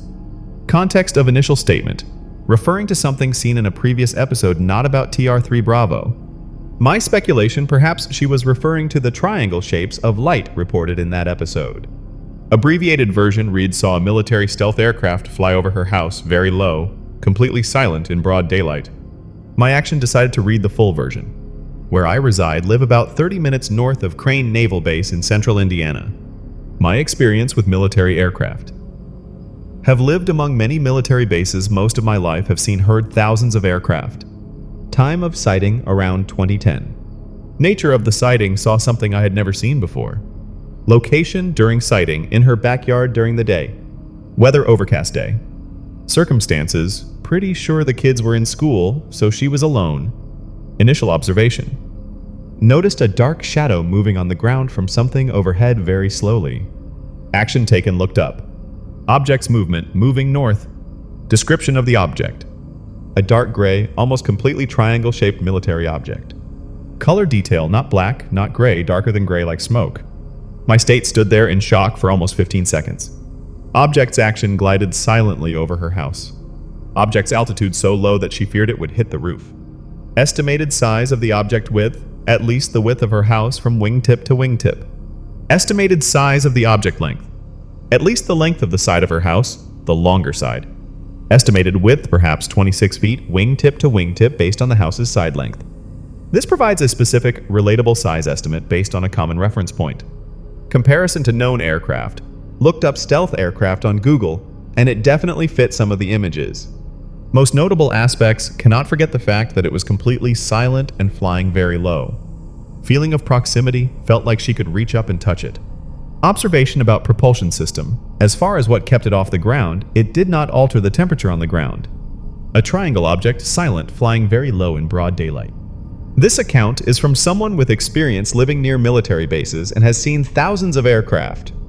The silence and unusually low altitude make this object distinct from any conventional aircraft. Is this evidence of a top-secret military technology, or is it something else entirely beyond the scope of our current understanding? These stories continue to paint a picture of mysterious objects operating in our skies. Observation about temperature: did not alter the temperature on the ground. If anything, it felt cooler underneath it. This is another specific, unusual detail about the object's propulsion system. Question raised: why was it flying so low? Location context: her house is on the outer edge of town and the suburban area. Object's path: flew into and over a very large town. Loss of sight: after it flew over the house, she lost sight of it due to the house blocking her view. Reaction time: took less than a minute to get over the shock and run outside again. Result of search: it was gone. Absence of conventional aircraft signs, no exhaust, no engine noise, and no identification markings. Uncertain time frame: could be wrong about the year, but it was between 2003 and 2012. Reason for not sharing before: felt that whatever it was, it had to be top secret. My assessment of Stacy's story and credibility. Assessment of Stacy's story: excellent. Correlation with other stories: fits quite well with many things others have described. Credibility seems much more credible in the context of other accounts. My personal view, but that's just me. Reference to J.D. Lambo. Like J.D. Lambo, I find it hard to believe reports of round UFOs because I've never seen one. Conversely, if someone shares a story about a black triangle object that is silent, slow, and hovering at low altitude, then I'm much more likely to believe it. Reason for being more likely to believe. Because I have seen something similar. Conclusion about belief. Seeing is clearly believing. Implication for others. Apparently the rest of us are missing out on seeing these things. My analysis of Crane Naval Base. Base name Crane Naval Base Naval Surface Warfare Center Crane. Aviation facilities. Doesn't appear to have much in the way of aircraft facilities. Sign of capability to receive. Nothing to suggest the base can receive fixed-wing aircraft coming-going. Static display has a Prowler aircraft on static display. Method of Prowler arrival apparently trucked onto the base based on photos of the ceremony. Prowler's landing site landed at Monroe County Airport in Bloomington, about 35 miles away. Possibility for vertical takeoff and landing VTOL aircraft. Nothing to say that an object capable of vertical landing takeoff couldn't be housed there. This leaves open the possibility of the base hosting a VTOL object even if not conventional fixed-wing aircraft. Fifth story from a viewer, Jimochi7317. Source account provided by viewer Jimochi7317. Similar experience. Had a similar experience with a UFO object tracking his family while driving. Object's color, dark gray metallic black. Object's shape, triangle. Features underneath, 3 holes under each corner. Assumption about the holes, assumed they were for lights, but the lights were off. Observation about morphing, somehow looked like the object was morphing. Re-explanation of morphing. Now thinks it might have just been fog surrounding it. Reason for re-explanation. It didn't actually change shape, it just appeared to. Difficulty explaining, I can't really explain it. Sighting context, at a stoplight as the object flew over the car. Vehicle type A Chevy Impala. Object size comparison. Larger than their car, but not huge. Object's altitude very low. Proximity detail so low that a tall person standing on the car could probably reach up and touch it. This provides another vivid description of the object's low altitude. Object's movement. Hovering, rotating, and gliding forward simultaneously. Shape detail. The corners of the triangle were more rounded. Direction of travel flew over from the right side. Timing relative to car movement. As it reached the left side of the car, they were turning right into a gas station. Next action looked back to see where it went. Result, it was gone. Assessment of disappearance speed. No way it could have flown out of sight that fast. Assessment of movement speed. This thing was moving so slowly he could have walked faster. Observation of others. Looked around at other people at the gas station. Others' reaction. No one else seemed to notice it. This adds the element of a sighting not widely witnessed despite being in a public place. These stories from different witnesses in different locations and times share striking commonalities. The triangle shape, the silence, the unusually slow speed, and the ability to disappear suddenly. Are these objects related? What are they? And why are they appearing in these places? These questions remain hanging in the air, much like the mysterious objects we're discussing. Time of sighting around 9 or 10 p.m. Comparison to Stacy Jim may have something in common with Stacy. Shared detail 1. Both said they could almost touch it flying very low. Shared detail 2. When they tried to look back, it was gone without a sound. Sixth story from a viewer, the resident teacher 2438. Narrator's style. Doesn't waste time, gets straight to the point. Description of the sighting. A TR-3 Bravo 1 flew over his head. Estimated altitude about 1,000 feet. Humorous exaggeration, I could have hit it with a rock. My explanation of the exaggeration, I don't know anyone who can throw a rock 1,000 feet, but understand his point that it was flying quite low. Sighting context, ironically, was reading Jim Marr's Alien Agenda and went outside for a drink. Feeling intuition. Something told him to bring his phone. Regret. Of course he didn't bring it. What's going to happen, right? Mental state before sighting was outside thinking. When am I ever going to see something? Initial observation looked to his right and saw an orb of light. Movement of the orb traveled a great distance in 5 seconds. Orb's next action slowed down, then flew over his head. Sound of the orb dead silent. Object's final shape description. A large black triangle. Lights on the object, blue and red, tracking lights on the back. Feature underneath. In the center underneath was the gravity engine. Shape of the gravity engine looked like a half sphere protruding from the bottom. Description of the engine's appearance, like looking into a sea of shimmering black silk. This provides a unique, detailed description of a specific component. Sound again dead silent. Where I reside live in Indianapolis. Near space Wright-Patterson. Reference to rumors. If you know Wright-Patterson, you've heard the rumors about the kinds of toys stored there. This connects the sighting to a base famous in UFO lore. My analysis of the sixth story and connection to Wright-Patterson. First point of analysis: the estimated altitude of 1,000 feet. I'm trying to visualize, trying to picture it, noting it wasn't very high. Speculation on altitude. For him to describe it in such detail, it was likely a bit lower like others described. Conclusion. On altitude estimate. Perhaps 1,000 feet is right or wrong, but it was flying low. Location of Wright-Patterson Air Force Base, near the Indiana-Ohio border in Ohio. Distance to Stacy. I also live in Indiana, about 60 miles from Stacy's house. Hypothesis about origin. Perhaps Wright-Patterson is where the object Stacy saw also originated from. Alternative origin, instead of Crane Naval Base. Interesting correlation: historical Wright-Patterson is indirectly linked to well-documented military UFO sightings in the 1940s. Specific date occurred on the same day as the Mantell UFO incident in Kentucky, January 7, 1948. Further correlation: Project Sign.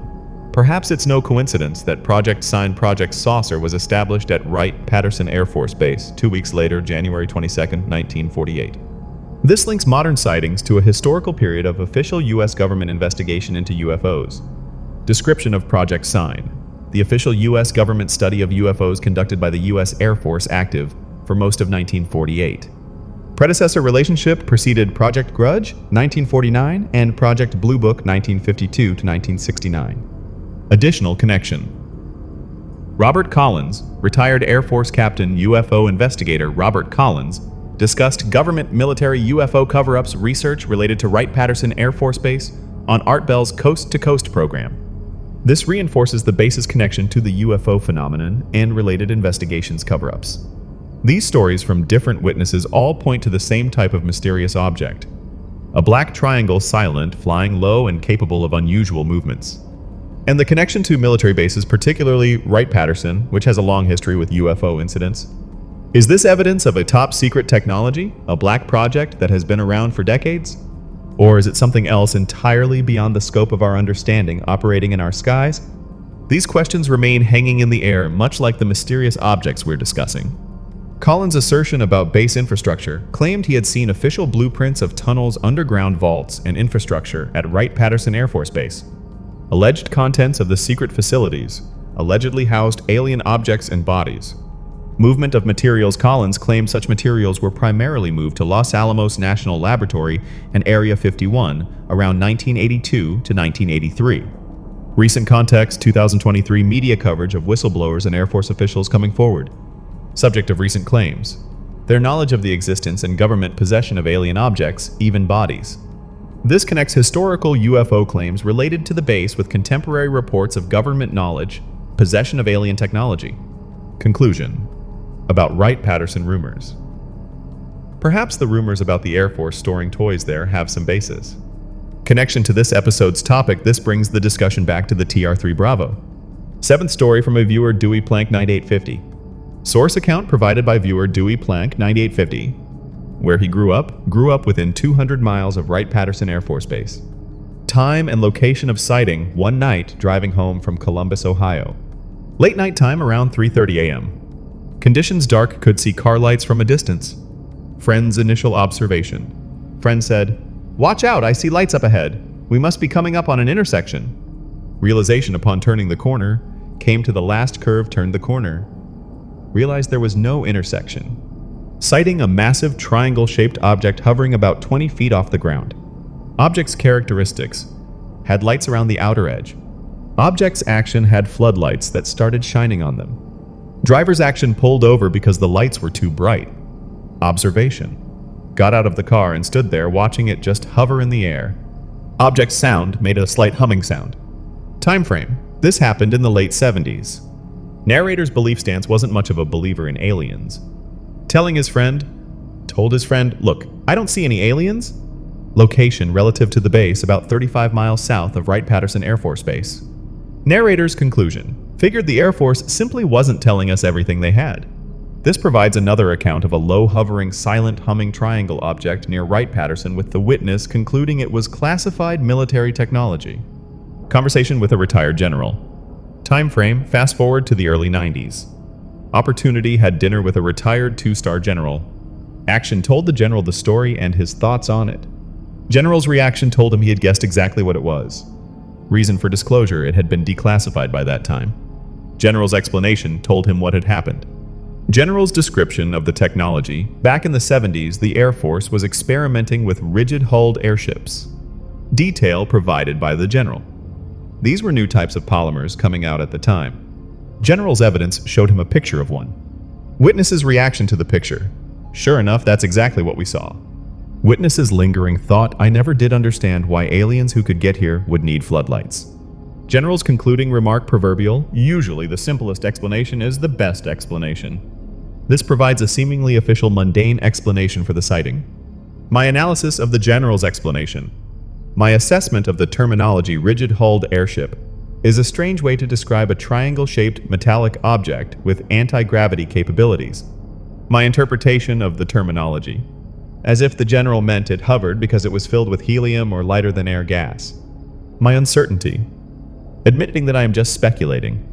Alternative explanation. Perhaps it was a way to maintain secrecy without outright denial. Method of non-denial disclosure.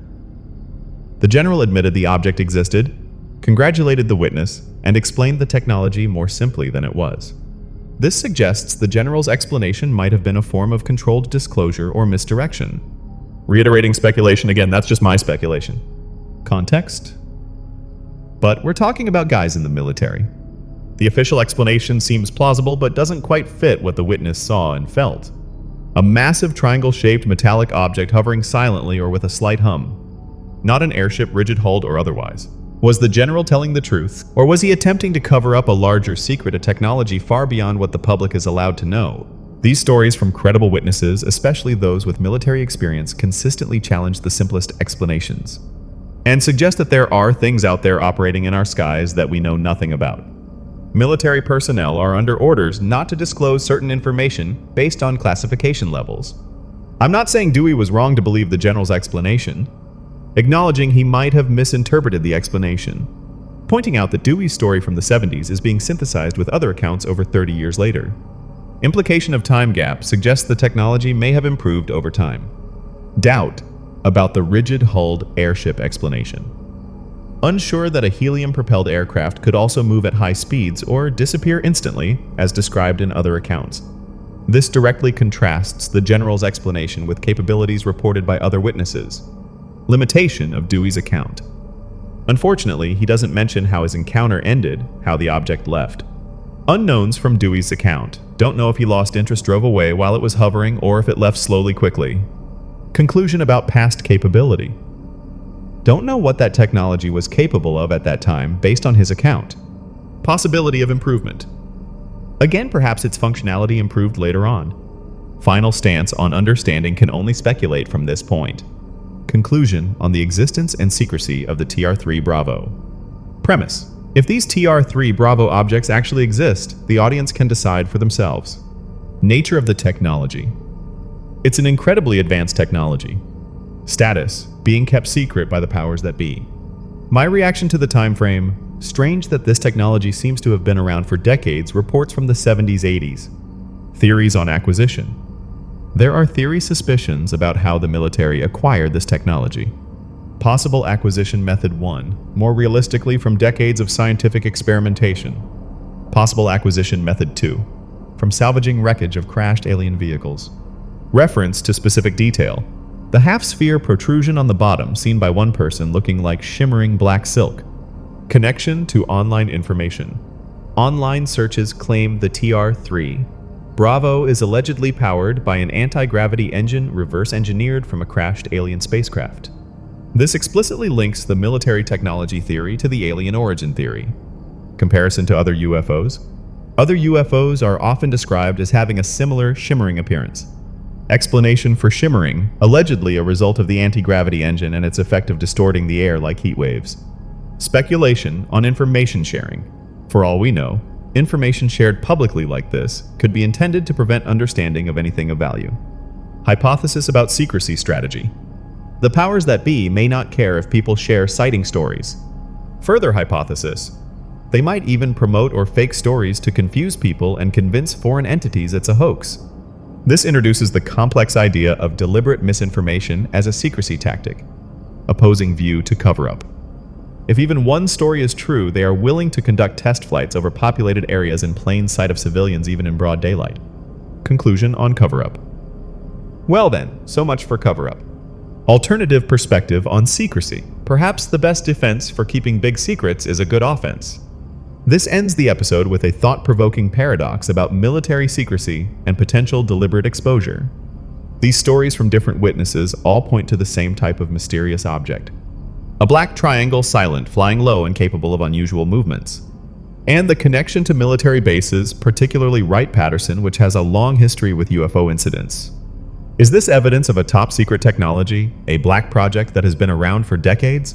Or is it something else entirely beyond the scope of our understanding operating in our skies? The goal of the misinformation: to make the existence of this type of aircraft synonymous with UFO sightings. Nature of UFO sightings. Many are fabricated for attention or misidentified, mistaking insects, birds, etc. Human desire. Many people want to be part of the excitement of a UFO sighting. I speculate, why wouldn't someone take advantage of this UFO craze?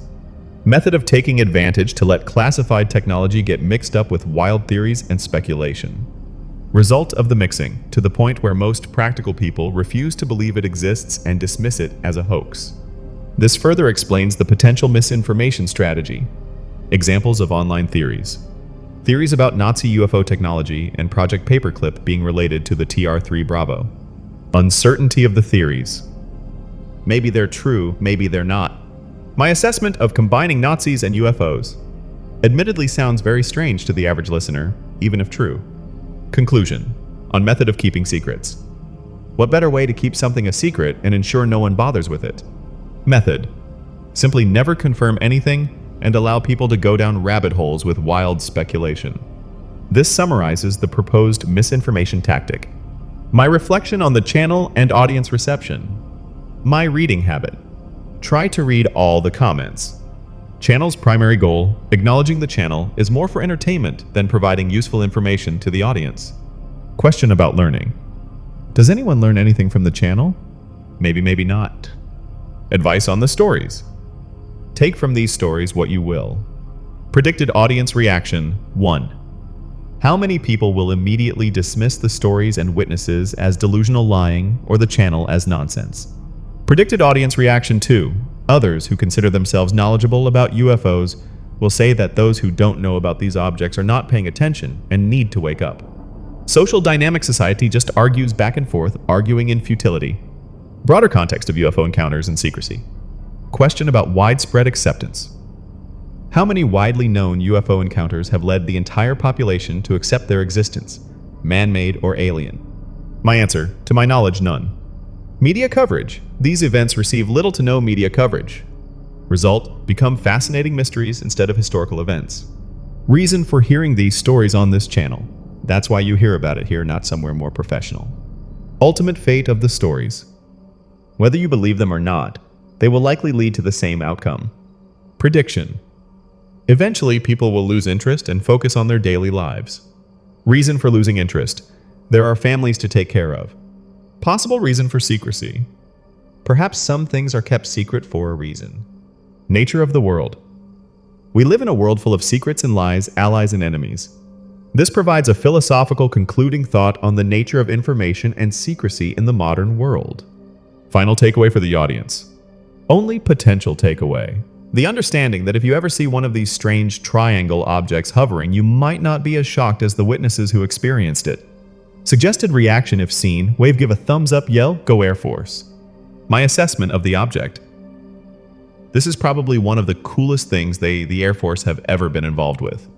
This ends the episode on a lighthearted but still acknowledging note about the mysterious object. These stories of black triangle objects, mystery, and speculation about classified technology and misinformation. Are we being deceived? Or is there a larger truth hiding in the darkness waiting to be discovered? These questions remain, and perhaps there will never be a clear answer. But at least now you have heard these stories. You know that there are people who have seen these things, and you can decide for yourself what you believe. Thank you for listening and have a good night. Observation about the Space Force. The newly formed Space Force is a branch of the Air Force. My question, half joking, do we think they might not need actual spacecraft? Serious point behind the joke, if aliens invade, we would probably want a fair chance to match their capabilities. This links potential advanced military technology to the idea of extraterrestrial defense. Call for story submissions. Thank you for sticking around for the catalog section. In previous Smoke Pit episodes, I have encouraged sharing personal stories in the comments section. Source of current stories collected generally from comments over the past year. Continued encouragement. Still encourage typing out a story in the comments if you feel compelled. Issue with comments. Comments are piling up constantly due to the number of subscribers. Alternative submission method. Considering submitting stories directly to ensure they are read and potentially used. My desire. Don't want to miss reading a story. New system. Have had to reorganize everything to get organized. New website launched wartimestories.com for merchandise. Thank you if you visit. Location of story submission link. Link to a story submission form is on the website. Types of stories accepted: personal stories or stories the submitter has knowledge of and wants to see produced. Assurance. This method guarantees I will read submitted stories. This provides clear instructions and a dedicated platform for audience engagement. Channel updates and my future plans. Channel's operational time, 3 years running the channel. Research sources, digging through online articles, military records, books, viewer stories. Size of story collection, have collected hundreds of stories. Current effort, working on training a team and speeding up production. Goal to turn all the collected stories into episodes faster. Openness to new ideas, always open to new story ideas. Past production speed. Has been slow because I've mostly worked alone for 3 years with a few exceptions. Only scratching the surface. Have only scratched the surface of all the strange stories left to tell. Future TR3 Bravo content, more stories coming about this type of aircraft. Promise of future episodes. This will not be the last time triangle UFOs among others are discussed on the channel. Teaser for future TR3 Bravo stories. Source of a specific story. Received a story from Nick over at Tales from the Grid Square. Content of the story. Seems to indicate Marines and Army personnel in Afghanistan and Iraq encountered this type of aircraft during combat operations. This introduces potential sightings in combat zones. A very strange story. A Marine allegedly blacked out after seeing one of these objects at night. Outcome of the strange story. Woke up the next morning in a different location with no idea how he got there. This introduces a potential element of abduction or unexplained transport related to the sightings. Potential corroboration. Have found a couple of videos that may or may not corroborate these types of stories. Possibility of hoax, acknowledging the videos could be hoaxes. Status of the story. A story for another time. Context of Edwards Air Force Base. Geographical detail covers 481 square miles in Southern California. Size ranking second largest base in the U.S. Air Force. Perspective of enlisted residents may affectionately call it America's Madhu. Common saying, in the middle of nowhere, 112 to 3 hours from everywhere. This provides a sense of the base's vastness and isolation, potentially relevant to classified testing. Stories of mysterious triangle objects, encounters in combat zones, and potential abduction or unexplained transport. The connection to major military bases like Edwards, which has a history of secret testing. Are these objects classified military technology being tested, or are they something else entirely beyond the scope of our understanding, operating in our skies and capable of terrifying things? These stories continue to challenge conventional explanations and suggest that there are big secrets being kept secrets that might be more terrifying than any legend. The question remains hanging in the air, waiting to be answered. Geographical description: nestled in the vast Mojave Desert in the northwest. Description of the base's environment calls itself a harsh, arid wilderness. Primary entities stationed at Edwards' home to the Air Force Test Center, the Air Force Test Pilot School, and NASA's Armstrong Flight Research Center. Primary purpose: the base has a high operational tempo for research and testing of aerospace systems and experimental aircraft. Activity in the sky: the sky above the base is always busy with the latest high-tech aircraft prototypes. History of UFO sightings: Edwards Air Force Base has a long history of unexplained UFO sightings. Source of sightings: some received recently from viewers. Shift in focus. The audience is not here to hear UFO stories from the base. New area of focus. Attention is directed to what is happening on the ground. Reason for the new focus. The sparse landscape appears to be home to more than just conventional desert animals. Introduction of new topic. True stories from Air Force personnel about large, hairy, human-like creatures witnessed near Edwards Air Force Base. This transitions from aerial anomalies to ground-based cryptids at a military base. Transition speaking of hairy wild monsters. Sponsor Manscaped.com. Brand description. A global men's lifestyle brand with tools for dads. Product 1, the Handyman. Handyman description designed for dads who can fix everything but their beard waterproof washable under the faucet for easy cleaning. Product 2, the Weed Whacker 2.0. Weed Whacker description. Nose and ear hair trimmer. Great gift for dads who look like Bigfoot around the ears, nose cordless waterproof. Other gift ideas. Beard hedger. Trimmer lawnmower 5.0. Ultra body hair trimmer shears 3.0 nail kit. Call to action. Ditch the boring mugs, give Manscaped Watch grooming, go from prehistoric to gentlemanly. Implied message. Every dad deserves the right tools. Promotional offer. Go to manscaped.com. Get 20% off plus free international shipping with code WARTIME. Repeat offer 20% off plus free international shipping with code WARTIME at manscaped.com. This is a standard advertisement section. Scene dialogue. Urgent calls go, Project Lima area. Go, Lunik S. Command. They. A patrol team, hurry. Description of threat. There's a huge shape coming towards me. Urgent command. Hurry, get back, get out. This sets an immediate high-stakes, fearful tone for the first story. Introduction of stories from Bobby Ann Slate. Source of the first collection taken from the files of Bobby Ann Slate. Background of Bobby Ann Slate, a California native who has spent over 20 years researching paranormal phenomena. Status of Bobby Ann Slate considered one of the world's leading experts on cryptozoology. This provides a source with established credentials in the field. Nature of the stories. Just a few of many shared with her by those who have encountered this creature. My method. Explaining how Bobby Ann Slate recounted the first story. First story, Bobby Ann Slate's account. Setting a routine night watch at the Edwards Air Force Base security police desk. Event. A panicked call came in from a patrol team on duty. Location, a restricted area known as Project Logic. Patrolman's voice urgent and high-pitched with fear. Patrolman's plea. Send a patrol team. Hurry, there's a huge shape coming towards me. Hurry. Interruption. His voice trailed off.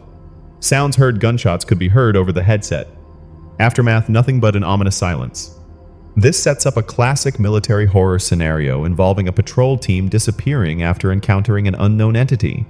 Stories of huge, hairy, human-like creatures witnessed at a secret military base. An urgent call, gunshots, and an ominous silence.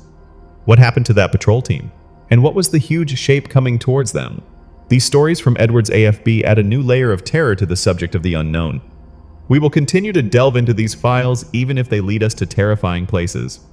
Patrol team arrival at Project Logic. Condition of the sentry found in a dazed, incoherent state. Sentry's action had emptied the magazine of his sidearm. Investigating agency, the Office of Special Investigations, was called in. Detail from military source, the patrol vehicle was found overturned, the patrolman's rifle broken in half. Evidence found huge five-toed bare human-like footprints were crisscrossing the area. Sentry's physical state uninjured but extremely frightened. Official record. No official report of this incident was found in the base's archives. Rumor among security police. The man was severely affected, admitted to a military hospital and eventually reassigned to an overseas base. This provides details suggesting a violent struggle and official suppression reassignment. Second story, Bobby Ann Slate's account, Sergeant Michael House, 1974. Time frame, spring of 1974. Witness Edwards Air Force Base Security Police Sergeant Michael House. Duty night patrol. Location, the outskirts of Mars Station, a powerful communications site. Mars Station function, maintained radio contact with other military facilities globally. Nearby feature a microwave tower described as a lonely sentinel. Area around the tower surrounded by a wooden fence with warning signs about explosive devices. Patrol area in the area of a deserted slide used for G-force testing. Sighting had seen something. Sergeant House's account. Context had just gotten a new flashlight, was testing it. Location relative to him, noticed 2 large blue eyes 200 to 300 yards to his left. Relevant experience often hunted at night. Nature of the eyes. Strange, larger than anything he had ever seen before. Eye detail, about 4 inches in diameter apart, 7 feet off the ground. Action taken, stopped the truck and watched. Visibility too dark to see any body or shape. Creature's movement. The 2 blue spots of light advanced towards his truck at a right angle for about 100 yards. Creature's action then stopped. Sergeant House's physical reaction. The hair on the back of his neck stood up. Creature's next movement.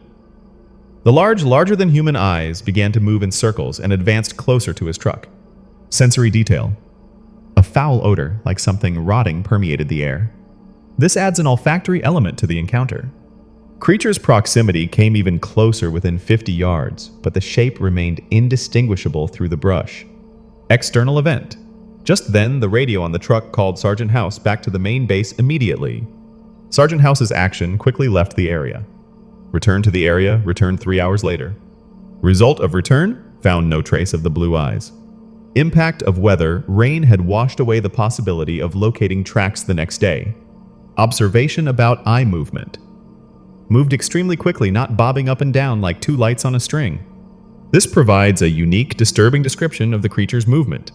Reaction from colleagues was ridiculed quite a bit by his Air Force buddies when he filed an official report. Impact of the report. Set a standard of no reporting from other patrol teams when encountering strange things in the following months. Commanding officer's stance preferred to believe his men were being imaginative. Commander's rationale. The desert played strange tricks at night, and reports of phantom creatures in restricted areas didn't look good in the official logbook. This illustrates the institutional pressure to dismiss or downplay such incidents.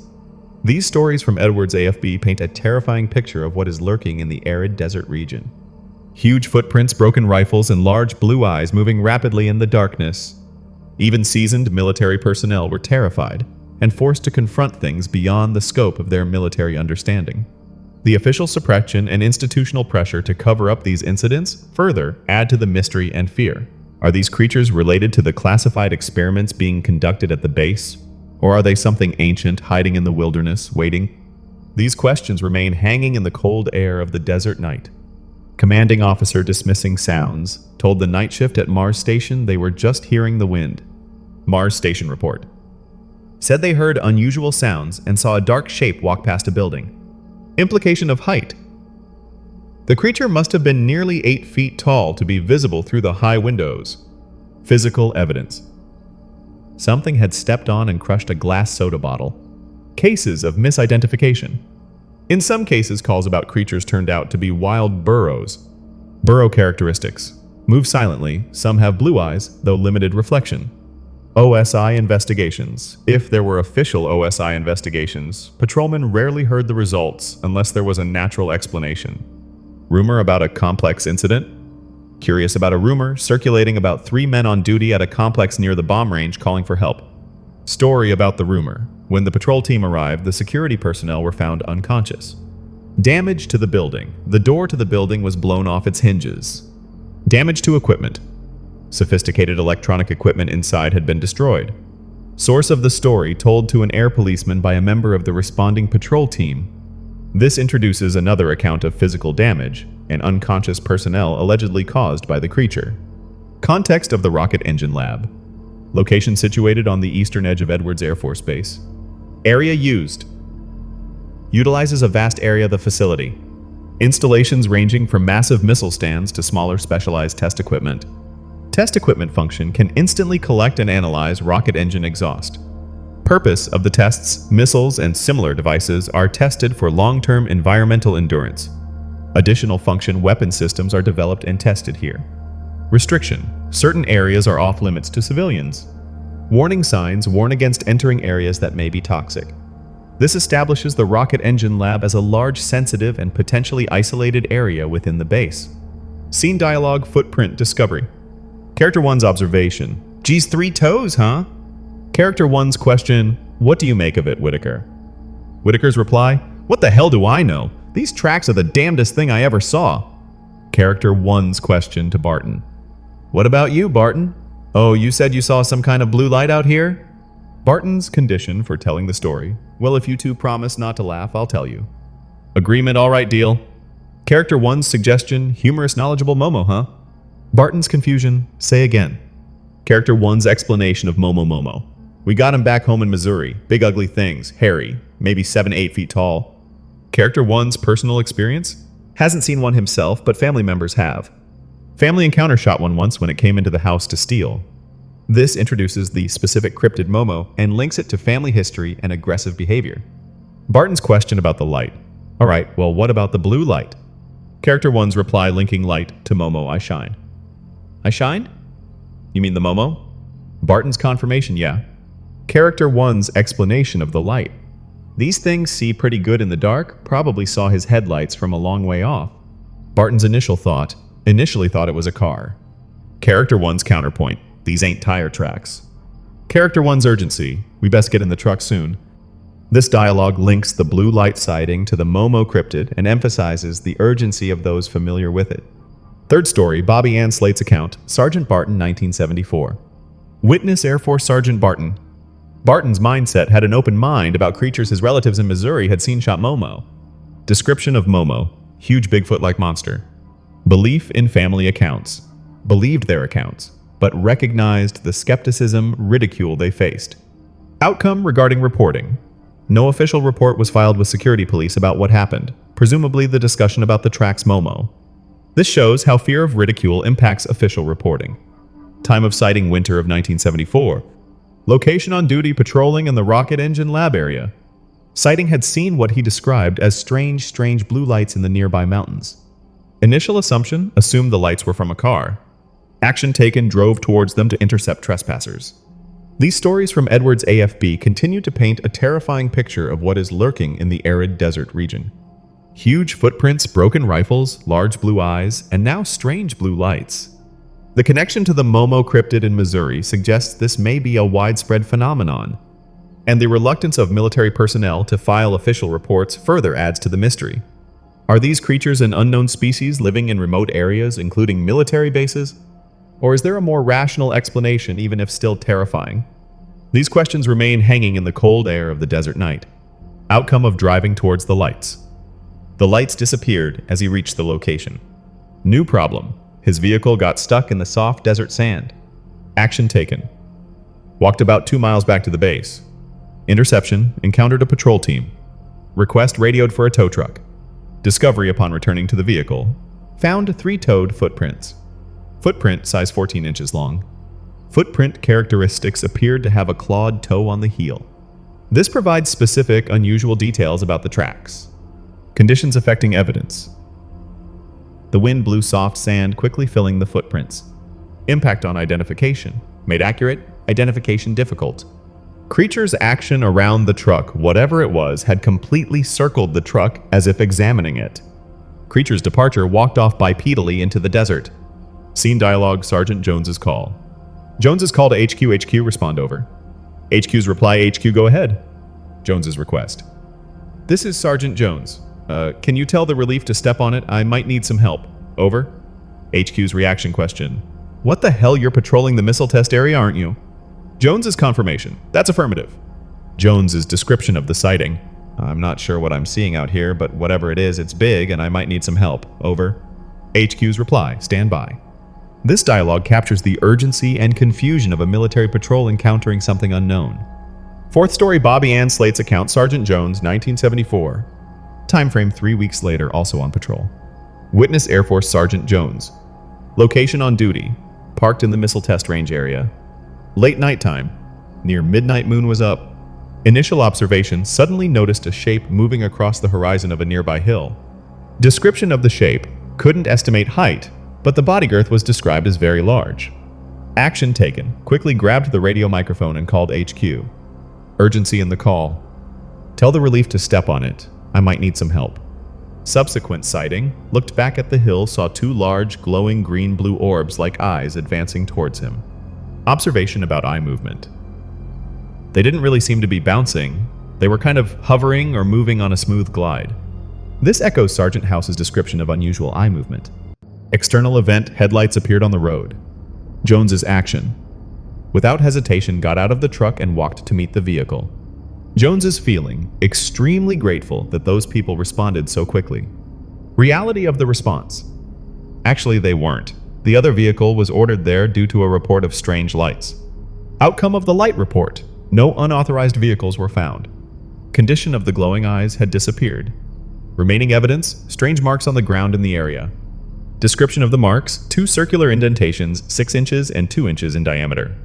Footprints were also present all over the place. Difficulty with footprints. Too many footprints to follow any single one. Comparison to Barton's footprints. Barton, who had found footprints earlier, said they were similar. Reaction of the other patrolman. Didn't even get out of the truck, saying he wanted nothing to do with it. This provides another account of a large entity, unusual movement, and physical evidence, along with the fear it instilled. My comment on fear and the scope of sightings. My question, can anyone blame that other patrolman? Important note, Edwards Air Force Base is not the only location or military base in California where such stories are reported. Limitation of this episode. Not enough room to tell all of them in one episode. Outside source, according to BigfootEncounters.com. Scope of reports. In California, hundreds of people have reported seeing a large, hairy, human-like creature in the remote areas of California. Website content. Contains many encounter reports, including the stories by Bobby Ann Slate, later published by Peter Tia, shared in this episode. This puts the stories from Edwards AFB into the context of a broader pattern of Bigfoot hominid sightings in California. These stories from Edwards Air Force Base, with their 3-toed footprints, glowing blue eyes, and the panicked calls of soldiers, all point to something lurking in the darkness. Something large, powerful, and terrifying. The military's reluctance to file official reports and the prevalence of similar stories in California suggest these are not isolated incidents. Is this Bigfoot Momo or another unknown hominid species? And why are they appearing near military bases, particularly Edwards, which has a history of secret testing? These questions remain hanging in the air, waiting to be answered. Numerous individuals have cited this creature has many different names. Examples of names: Mojave Bigfoot, Sierra Highway Devil, and Marvin of the Mojave. Older history. These creatures apparently have a much older history in the region. Connection to Native Americans. Allegedly appear in various oral histories of the indigenous Tongva people. Tongva name, they called it the Hairy Devil. This provides a deep historical and cultural context for the sightings. Transition to the second series of accounts. Title: Sasquatch in Edwards Air Force Base. Theme: surveillance. Source: the second series of accounts was provided to BigfootEncounters.com in the late 90s. Provider: a man named Doug, living in Dallas, Texas at the time. Doug's effort, like Bobby, made an effort to provide a more vivid written account. Doug's method combined his own experiences with testimony gathered during his research. Research focus: reports of strange creatures coming from Edwards Air Force Base. Doug's account setting the scene: 1977. Time and place: one spring night in 1977, camping at the east end of Avenue J in Palmdale. Environment description: the sun set quickly behind the desert rock piles, leaving a red sky to the west. Companion: his friend Corey. Reason for visiting: had been frequenting this area in response to some credible reports of desert Bigfoot in California. View to the east: only dark sky with thousands of stars and periodic meteor showers. Goal 1: observe all they could during the night. Goal 2: get away from the rat race in Los Angeles. Previous activity: had driven through the areas north of the mountains separating LA from the desert. Search focus: looking for clues and people to interview who claim to have encountered desert Sasquatch. Doug's research and witness collection, 1977-1980. Research time frame: over the next 3 years, 1977-1980. Research partners: Corey and Doug, sometimes just Doug and his red-tailed hawk Nixon. Information gathered: collected as much information as possible about desert Sasquatch activity. Consistency in witness accounts: in many cases, witnesses told very similar stories. Description from witnesses: large, hairy, human-like apes. Reported actions: observed crossing highways or looking into people's windows. Time of sightings: often after midnight.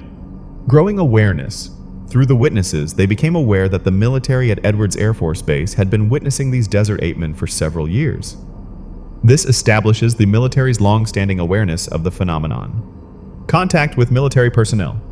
Initial contact eventually made contact with 3 different military security officers. Officers' relationship: the 3 did not know each other. Information provided information regarding what the Air Force knew about these animals. Condition for discussion: only agreed to discuss due to a promise to never reveal their names or ranks. Consequence of breaking the promise: if names ranks were revealed, they would deny everything. Doug's adherents believed in keeping his word, would abide by their request. Method of reference: only referred to them by their rank. Reason for the method: did not believe their rank at the time would reveal their true identity, thus keeping his promise. Additional confirmation: spoke with 5 additional former military officers who had been stationed at Edwards Air Force Base. Former officers' assertion: all asserted that the revelations of the first 3 were accurate. Status of the situation: not much had changed since the 1970s. This provides a layer of corroboration from multiple independent military sources. Doug's first military source interview. Identity: a lieutenant in charge of security in a specific area of Edwards Air Force Base. Location of the area: near Rogers Dry Lake. Primary responsibility: overseeing surveillance from dusk until dawn. Time on duty: from 1972 to 1975. Subsequent activity: was reassigned to Germany, then retired. These stories from Edwards Air Force Base continue to paint a terrifying picture of what is lurking in the arid desert region.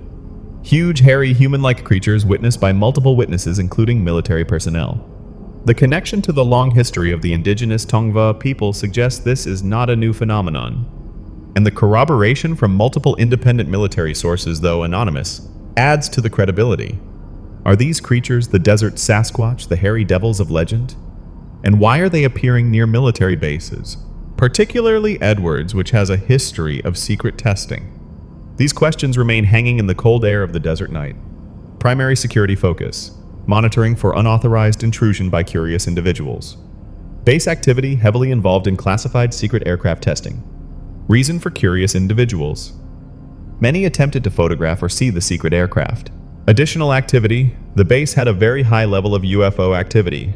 Lieutenant's term for UFOs: alien spacecraft. Lieutenant's conviction about UFO origin stated clearly that these objects were not from Earth. Air Force knowledge of UFOs. The Air Force knew very little about them.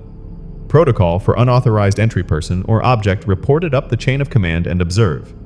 Personnel's security clearance. All personnel had top secret security clearances. Restriction on discussion: were not allowed to discuss anything they saw. Description of objects. The lieutenant described some other objects, but Doug wasn't very interested at the time.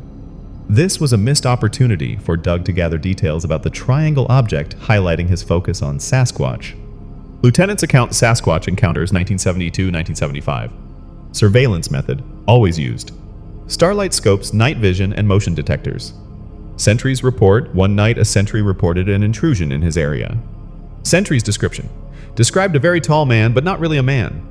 Lieutenant's reaction: confused by the report. Lieutenant's action: decided to drive to the location to talk to the sentry, thinking the sentry might be unstable. Sentries stayed upon arrival, eyes wide, repeating his story. Lieutenant's action: began scanning the desert for intruders with the starlight scope.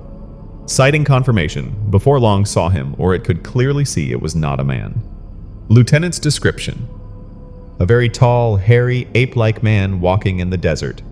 Creature's behavior: appeared to be looking down at the desert floor, searching for something. Distance: the creature was about 500 yards away. Observation tool: the night vision scope was very powerful and on a tripod, allowing for clear observation. Continued observation: both men watched the creature wander almost aimlessly. Reporting: reported the activity up the chain of command. Order from superiors: told to keep the creature in sight. Creature's location: the creature remained in the area. External event: about 5 minutes later, heard the sound of a helicopter approaching, saw it flying in fast from the east. Observation of the creature during helicopter approach: the creature continued its activity. Helicopter's action: flew in over a rock pile. Creature's reaction to the helicopter: the creature panicked, looked at the helicopter, turned, and ran like a deer. Creature's departure: ran around a rock pile and disappeared from view. Helicopter searched the area but never found the creature. Men's reaction: could hardly believe what they had seen. Lieutenant's report of the next day: reported to headquarters about the previous night's activity.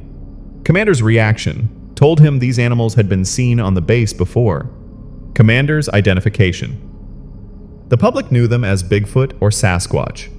Commanders' concerned these animals might be associated with alien spacecraft. This reveals a striking detail: the military potentially linking Sasquatch sightings to UFOs. Commander's order regarding reporting: all such reports were to be kept top secret. Commander's order regarding interaction: told to continue observing and reporting, but not to interfere with or harass the animals until the commander determined what they were. Lieutenant's prior knowledge of Bigfoot had heard of Bigfoot, but not in the desert. Lieutenant's previous belief about Bigfoot always thought it was a fable or a hoax. Lieutenant's new belief knew what he saw and now knew they were real. This shows the lieutenant's personal shift from skepticism to belief based on direct observation. Continued observation and equipment upgrades. Subsequent observations. In the following years, he and his crew observed Sasquatch several times. Equipment upgrade: by 1975, had sophisticated equipment including video surveillance cameras used in key areas. These stories from Edwards Air Force Base, corroborated by multiple independent military sources, reveal a terrifying truth. Huge, hairy, human-like creatures not only exist in legend, but are active on classified military bases.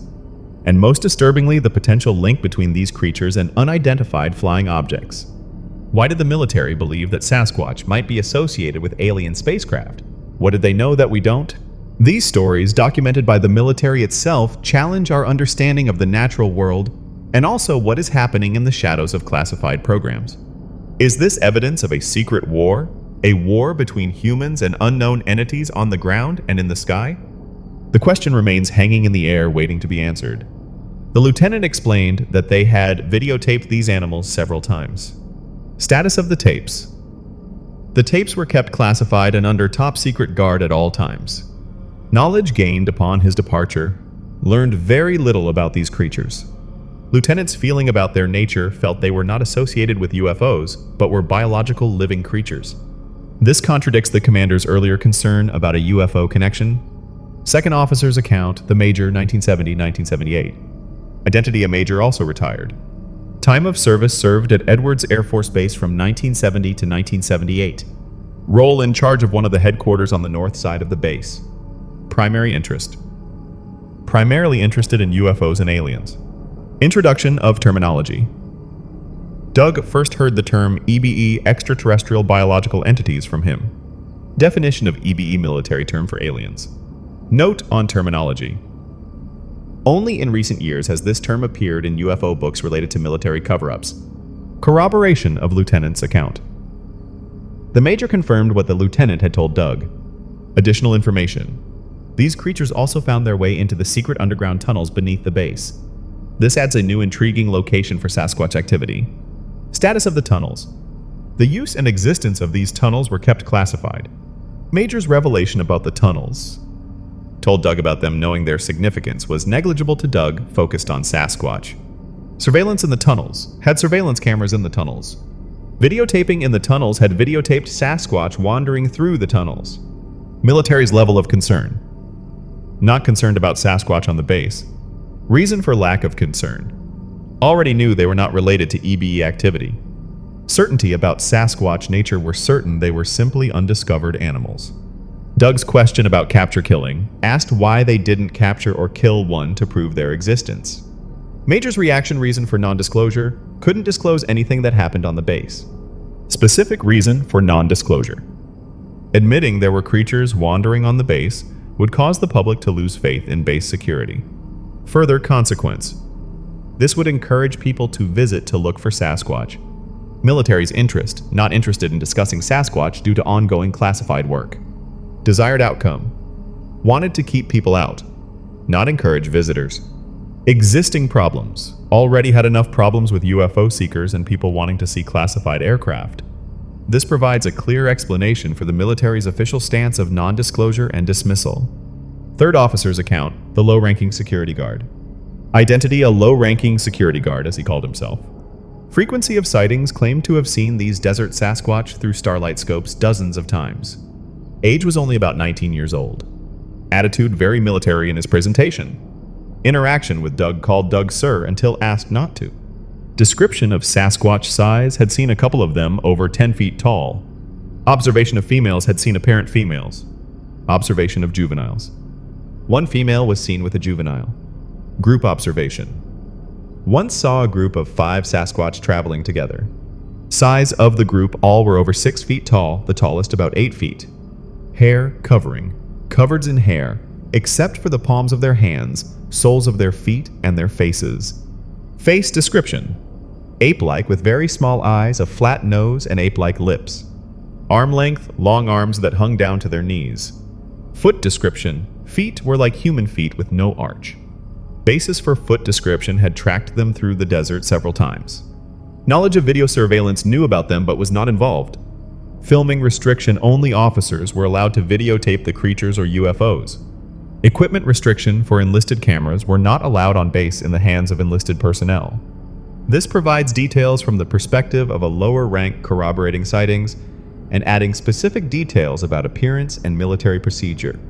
These accounts from Edwards Air Force Base, corroborated by multiple independent military sources at different ranks, paint a terrifying and complex picture. Sasquatch exist on the base not just in the desert but in secret underground tunnels. The military knows about them, videotapes them, but keeps it all top secret. The initial concern about a UFO connection fades, but the question of the true nature of these creatures remains. Why are they there? Why are they finding their way into the tunnels? And why is the military covering up this truth despite clear evidence? These stories challenge our understanding of the world and what is happening in the shadows of classified programs. Is it a secret war, a war between humans and unknown entities on the ground and underground? The question remains hanging in the cold air of the desert night and in the ominous silence of the underground tunnels. Feeling of privilege, felt privileged to have seen these animals so clearly. Reason for privilege. Knew others like Doug would do anything to get a glimpse of one. Enlisted man's suggestion about rarity suggested these animals were not as rare as people thought. Sasquatch behavior very shy and almost entirely nocturnal. Ability to photograph, could have taken pictures if the proper opportunity arose. Difficulty in photographing opportunities were very rare. Reason for difficulty. The creatures were very good at keeping themselves hidden even in the desert. Reason for being on base. They knew they would not be harmed. Hypothesis about sensing safety. Thought they could somehow sense danger or perceive human thoughts. This introduces a potential psychic or empathic ability. Feeling of protection, could sense the vibe from the officers, enlisted men who were ordered not to harm them and felt protected. Sasquatch off base. Some wandered off base. Behavior off base. These animals were always on alert. Advice should mention that a couple of sources have told him in recent years. Status of Sasquatch at Edwards are still being monitored at Edwards Air Force Base. Recent officers comment base security actually appreciates the Sasquatch presence. Reason for appreciation. They provide the officers with much-needed entertainment. This adds a surprising mundane detail about the military's current perspective. Question posed to the officer. Did the EBEs take as much interest in the Sasquatch as they did in the base's other activities? Officer's reaction? Stopped thinking, then said simply, perhaps. This leaves open the possibility of alien interest in Sasquatch. Fifth story, J. Brooks, Contract Security Police Officer. Source listed as a comment from a reader who had reviewed the previous accounts on BigfootEncounters.com. Action taken, contacted the website operator to share his experience. Narrator's name, J. Brooks. Reaction to the articles was floored by the articles about sightings on Edwards Air Force Base. Surprised, never imagined anyone would post these stories. Gratitude. Glad the stories were posted. Time of service, worked at Edwards Air Force Base as a contract security police officer from October 1988 to March 1993. Background: grew up in Victorville, California, enlisted in the Air Force as a security policeman in 1983. Confirmation of activity. Cannot tell some things that are still going on at the missile test range or North Base. Corroboration of the articles. States, the articles were very accurate. Continuation of the stories. The stories are still being told to new people who start working there. Recent sightings. Knows some people who have had recent sightings by keeping in touch with friends who still work there. This provides recent corroborating evidence from someone with direct experience and ongoing contacts. Gratitude for posting. Thanks for posting, felt better after reading it. Asking about specific location. Asked if the operator had encountered any witness reports in the area of 90th East and Avenue E. Reason for interest, used to live there, was very interested in reports from that area. My call for more stories. Agreement with Mr. Brooks. Agreeing with J. Brooks. Call to action. If anyone listening has an encounter story to support these claims, I would love to hear it. After Action section. Greeting, welcome to the After Action here in the catalog. My personal contribution. Don't have much personal contribution regarding these creatures. Call for sharing experiences. If anyone has been stationed at Edwards Air Force Base and has had an experience, I would love to hear it. Personal connection. Have a friend from elementary school whose husband recently transferred to Edwards Air Force Base. Intention should ask her about it. This personalizes the interest and ongoing search for information. These stories from Edwards Air Force Base, corroborated by various military sources over decades, paint a consistent and terrifying picture. Huge, hairy, human-like creatures active in the desert and also in underground tunnels. The military knows about them, monitors them, but keeps it secret. The potential link to UFOs remains a question lingering in the minds of both the military and people like us. These stories are not just legends or rumors. They are the accounts of soldiers, people who have witnessed things firsthand that are beyond the scope of their understanding. And they are a reminder that the world is still full of mysteries, of terrifying things, hiding even in the places presumed to be the safest. If you have your own story of strange things seen or experienced in the military or in remote places, please share it. Because every story is a piece of the larger puzzle, the puzzle of the unknown things lurking in our world. And sometimes just telling the story is a way to confront the fear. Thank you for listening. Wishing you a peaceful night. See you in the next episode. Previous announcement had put out a video a few months ago announcing Picada's iPad issue. Opportunity offered. Offered the audience the opportunity to contribute to getting him a new iPad. Audience reaction, you guys came through. Financial outcome. Didn't hit the exact goal needed, but got pretty close to the cost of a new iPad. My promised to give a shout out to those who contributed. Analogy for number of contributors. Became one of those situations where there were too many people to manage easily, like doing push-ups for every, My commitment, God always keeps his word, so I will too. Action taken. Will read through the list of names. Status of contributors have a permanent place on the channel. Time frame of recognition. For all future artwork in the foreseeable future, until Picada needs a new iPad. Acknowledged contribution methods. All who signed up for Patreon became YouTube members or donated via the PayPal link. Beginning the list, and here we go. Reading the list of names.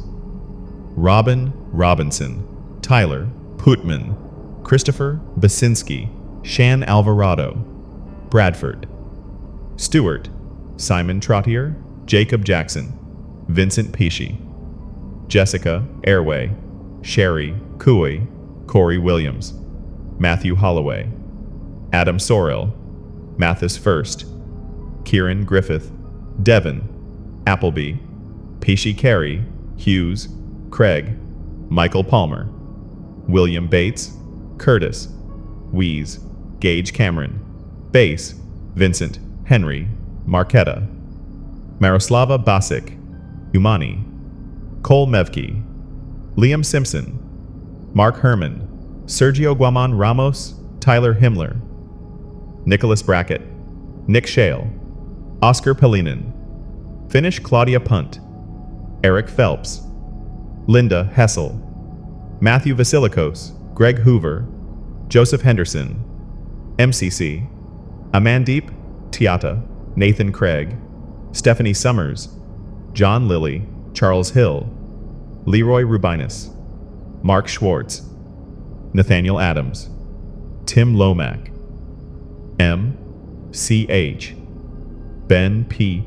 Shannon Shanks, Jonathan Jones, Gretchen Wahlberg Coyne, Nicholas Goretsky, Jessica Thorne, Petra Dunkelman, April Donahue, Bill Urquhart, Chris Loomis, Corin Kelly Wilson, Francisco Rubenbauer, Isabel Marina, Prince James Pino, Camden Kane, Christopher, Karen, Carl Hankel, Eric H., Silva, William Redder, Simon Andrews, Riley Turner, Amber Bibb, Salvatore, D. Pietro, Megan Garrick, Brian Snelson, Idus, Flab, David Coons, Rick Berkey, Jesse, Pet, David Frazier, Matthew Shaw, Cody Griffin, George A. Lee James Mullins, Sean Miller, Franklin Blasik, Woody Edwards, Darren Cadby, Becky Holdford, Jim Good, Chris Reynolds, Brendan Dow Jin Hung, Kim Nicholas Murphy, Jessica Wozniak. This is the list of names being read aloud. My final comment on the list. Why am I not surprised? Likely a humorous comment on the length or a specific name. The generosity of you, the audience, is incredible. The fact that you support the channel and help Picada speaks volumes about the community we are building here. A community that cares about stories about the unknown and about supporting each other. This list, as long as it is a living testament to that. Each name is a reminder of the connection we share through the sharing of mysteries and fears. And I, Ethan, from this place sincerely thank you. Thank you for listening, for supporting, and for being a part of the Smoke Pit. Wishing you a peaceful night, and see you in the next stories, the true terrifying and inexplicable stories. Reading the list of names continued.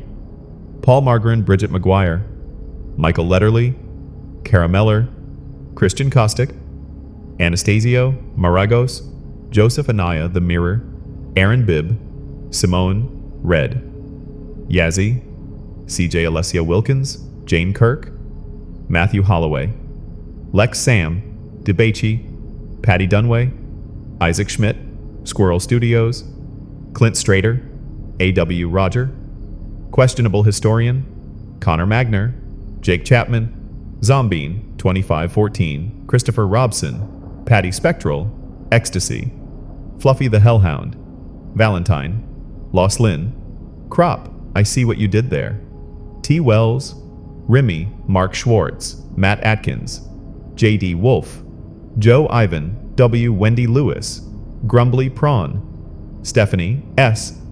Summers, Logan Rush, Kendall, Yazzie, Red Horse, Shamblin, Greg Schultz in honor of Scott, Lump the 99er, Cutter Cutters, Big Red Arcane Industries, Annetta Gonzalez Farmer Forge, A.E. Cole Burkhart, Speed is Good, 71, Rick H. Whitehouse, Basman, 2358, Cavim, William Evans, Nick T. Jared Bullock, Kayak, Hey Brian Jojo, D.D. Dietrich Kira, Ulia Jamie, 99, Seven Wine Tyne, Lord TJT, Alex Chang, 898, Janny the Wonder Woman, 2215, Tim Challenge Folktales, 4556, and Eel Nation Z. This is the continuation of the list of names being read aloud. Expressing gratitude. Thank you guys for your support. Final affirmation, yeah. Your generosity is truly a huge encouragement. Every name on this list contributes to bringing these stories to more people. And that, folks, is something to be cherished. In a world full of skepticism and fear, sharing and supporting each other is crucial, especially when we are talking about things that lie beyond the realm of ordinary understanding. These stories of hauntings, of cryptids, of unidentified flying objects, they challenge us. They force us to rethink what we think we know. And they remind us that the world is still full of mysteries, of terrifying things waiting to be discovered. Or perhaps better yet, left alone. Thank you all once again for all your support. It means a lot to me and to Picada. Wishing you a peaceful night. And always keep an open mind, but also be vigilant.